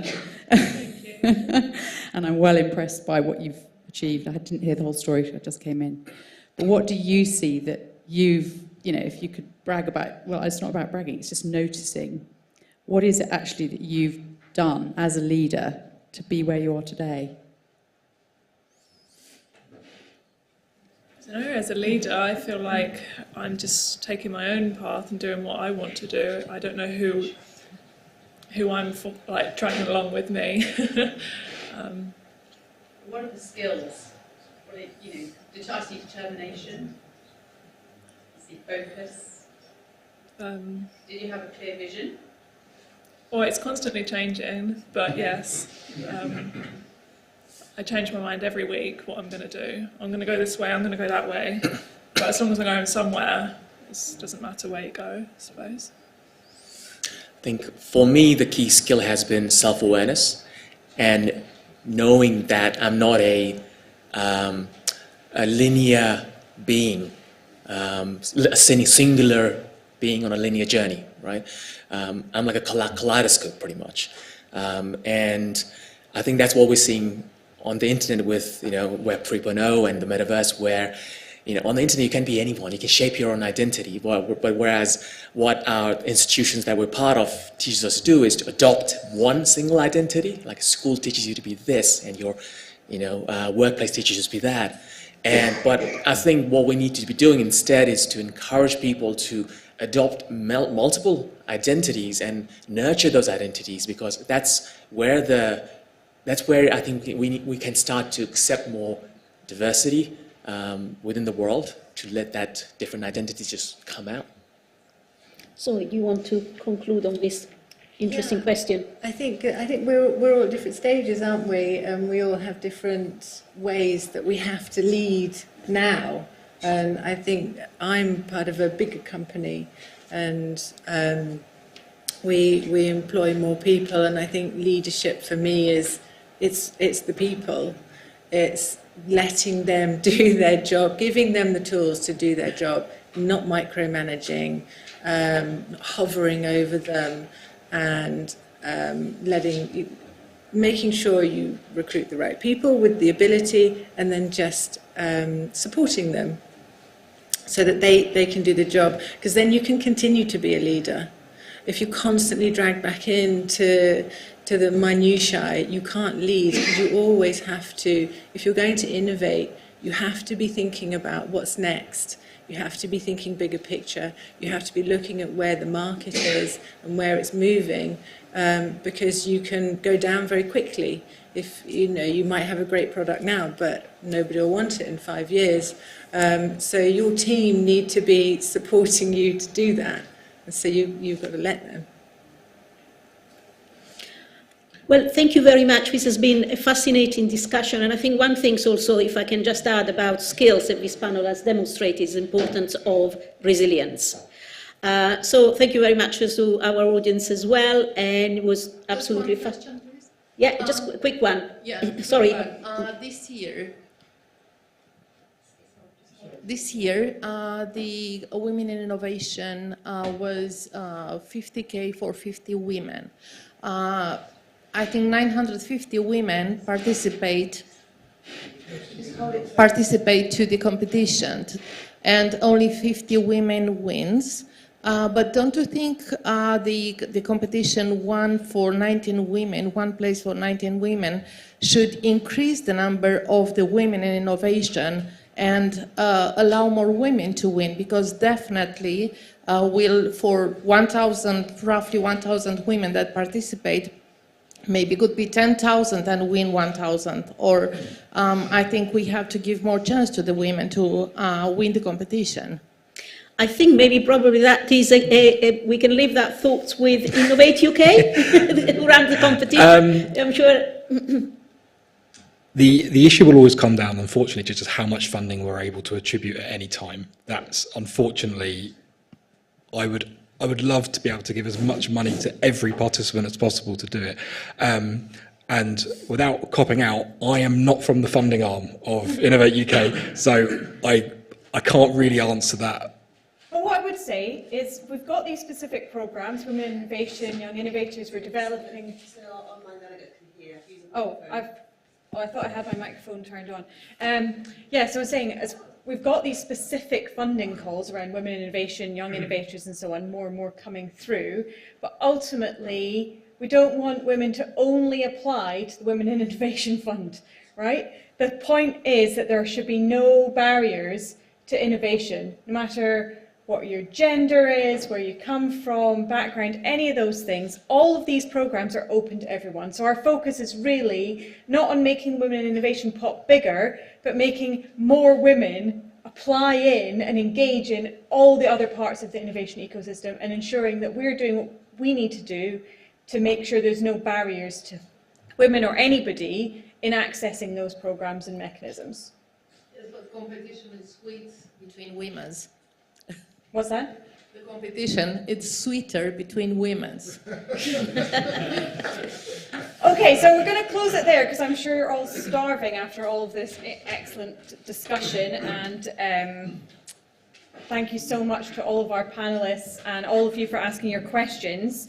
Now, so we've got just over an hour for lunch before our workshops this afternoon. There's a TV screen just near the registration desk which has a list of workshops and where to go, and there's also a QR code on the screen on the registration desk which takes you to the digital agenda, where you can also find all the information, or feel free to just ask one of us. We can try and help you out. Thank you so much to everyone who's joined online. It's not easy to forget that there's a whole bunch of people who are joining us virtually today, so thank you for that and for your questions as well. Now, all that's left for me to do is say thank you. Remember to visit the exhibitors, network as much as possible, meet people, speak to people that you wouldn't normally speak to. I think that's one thing I'm taking away from this session today. And yeah, enjoy your masterclasses this afternoon. Thank you so much.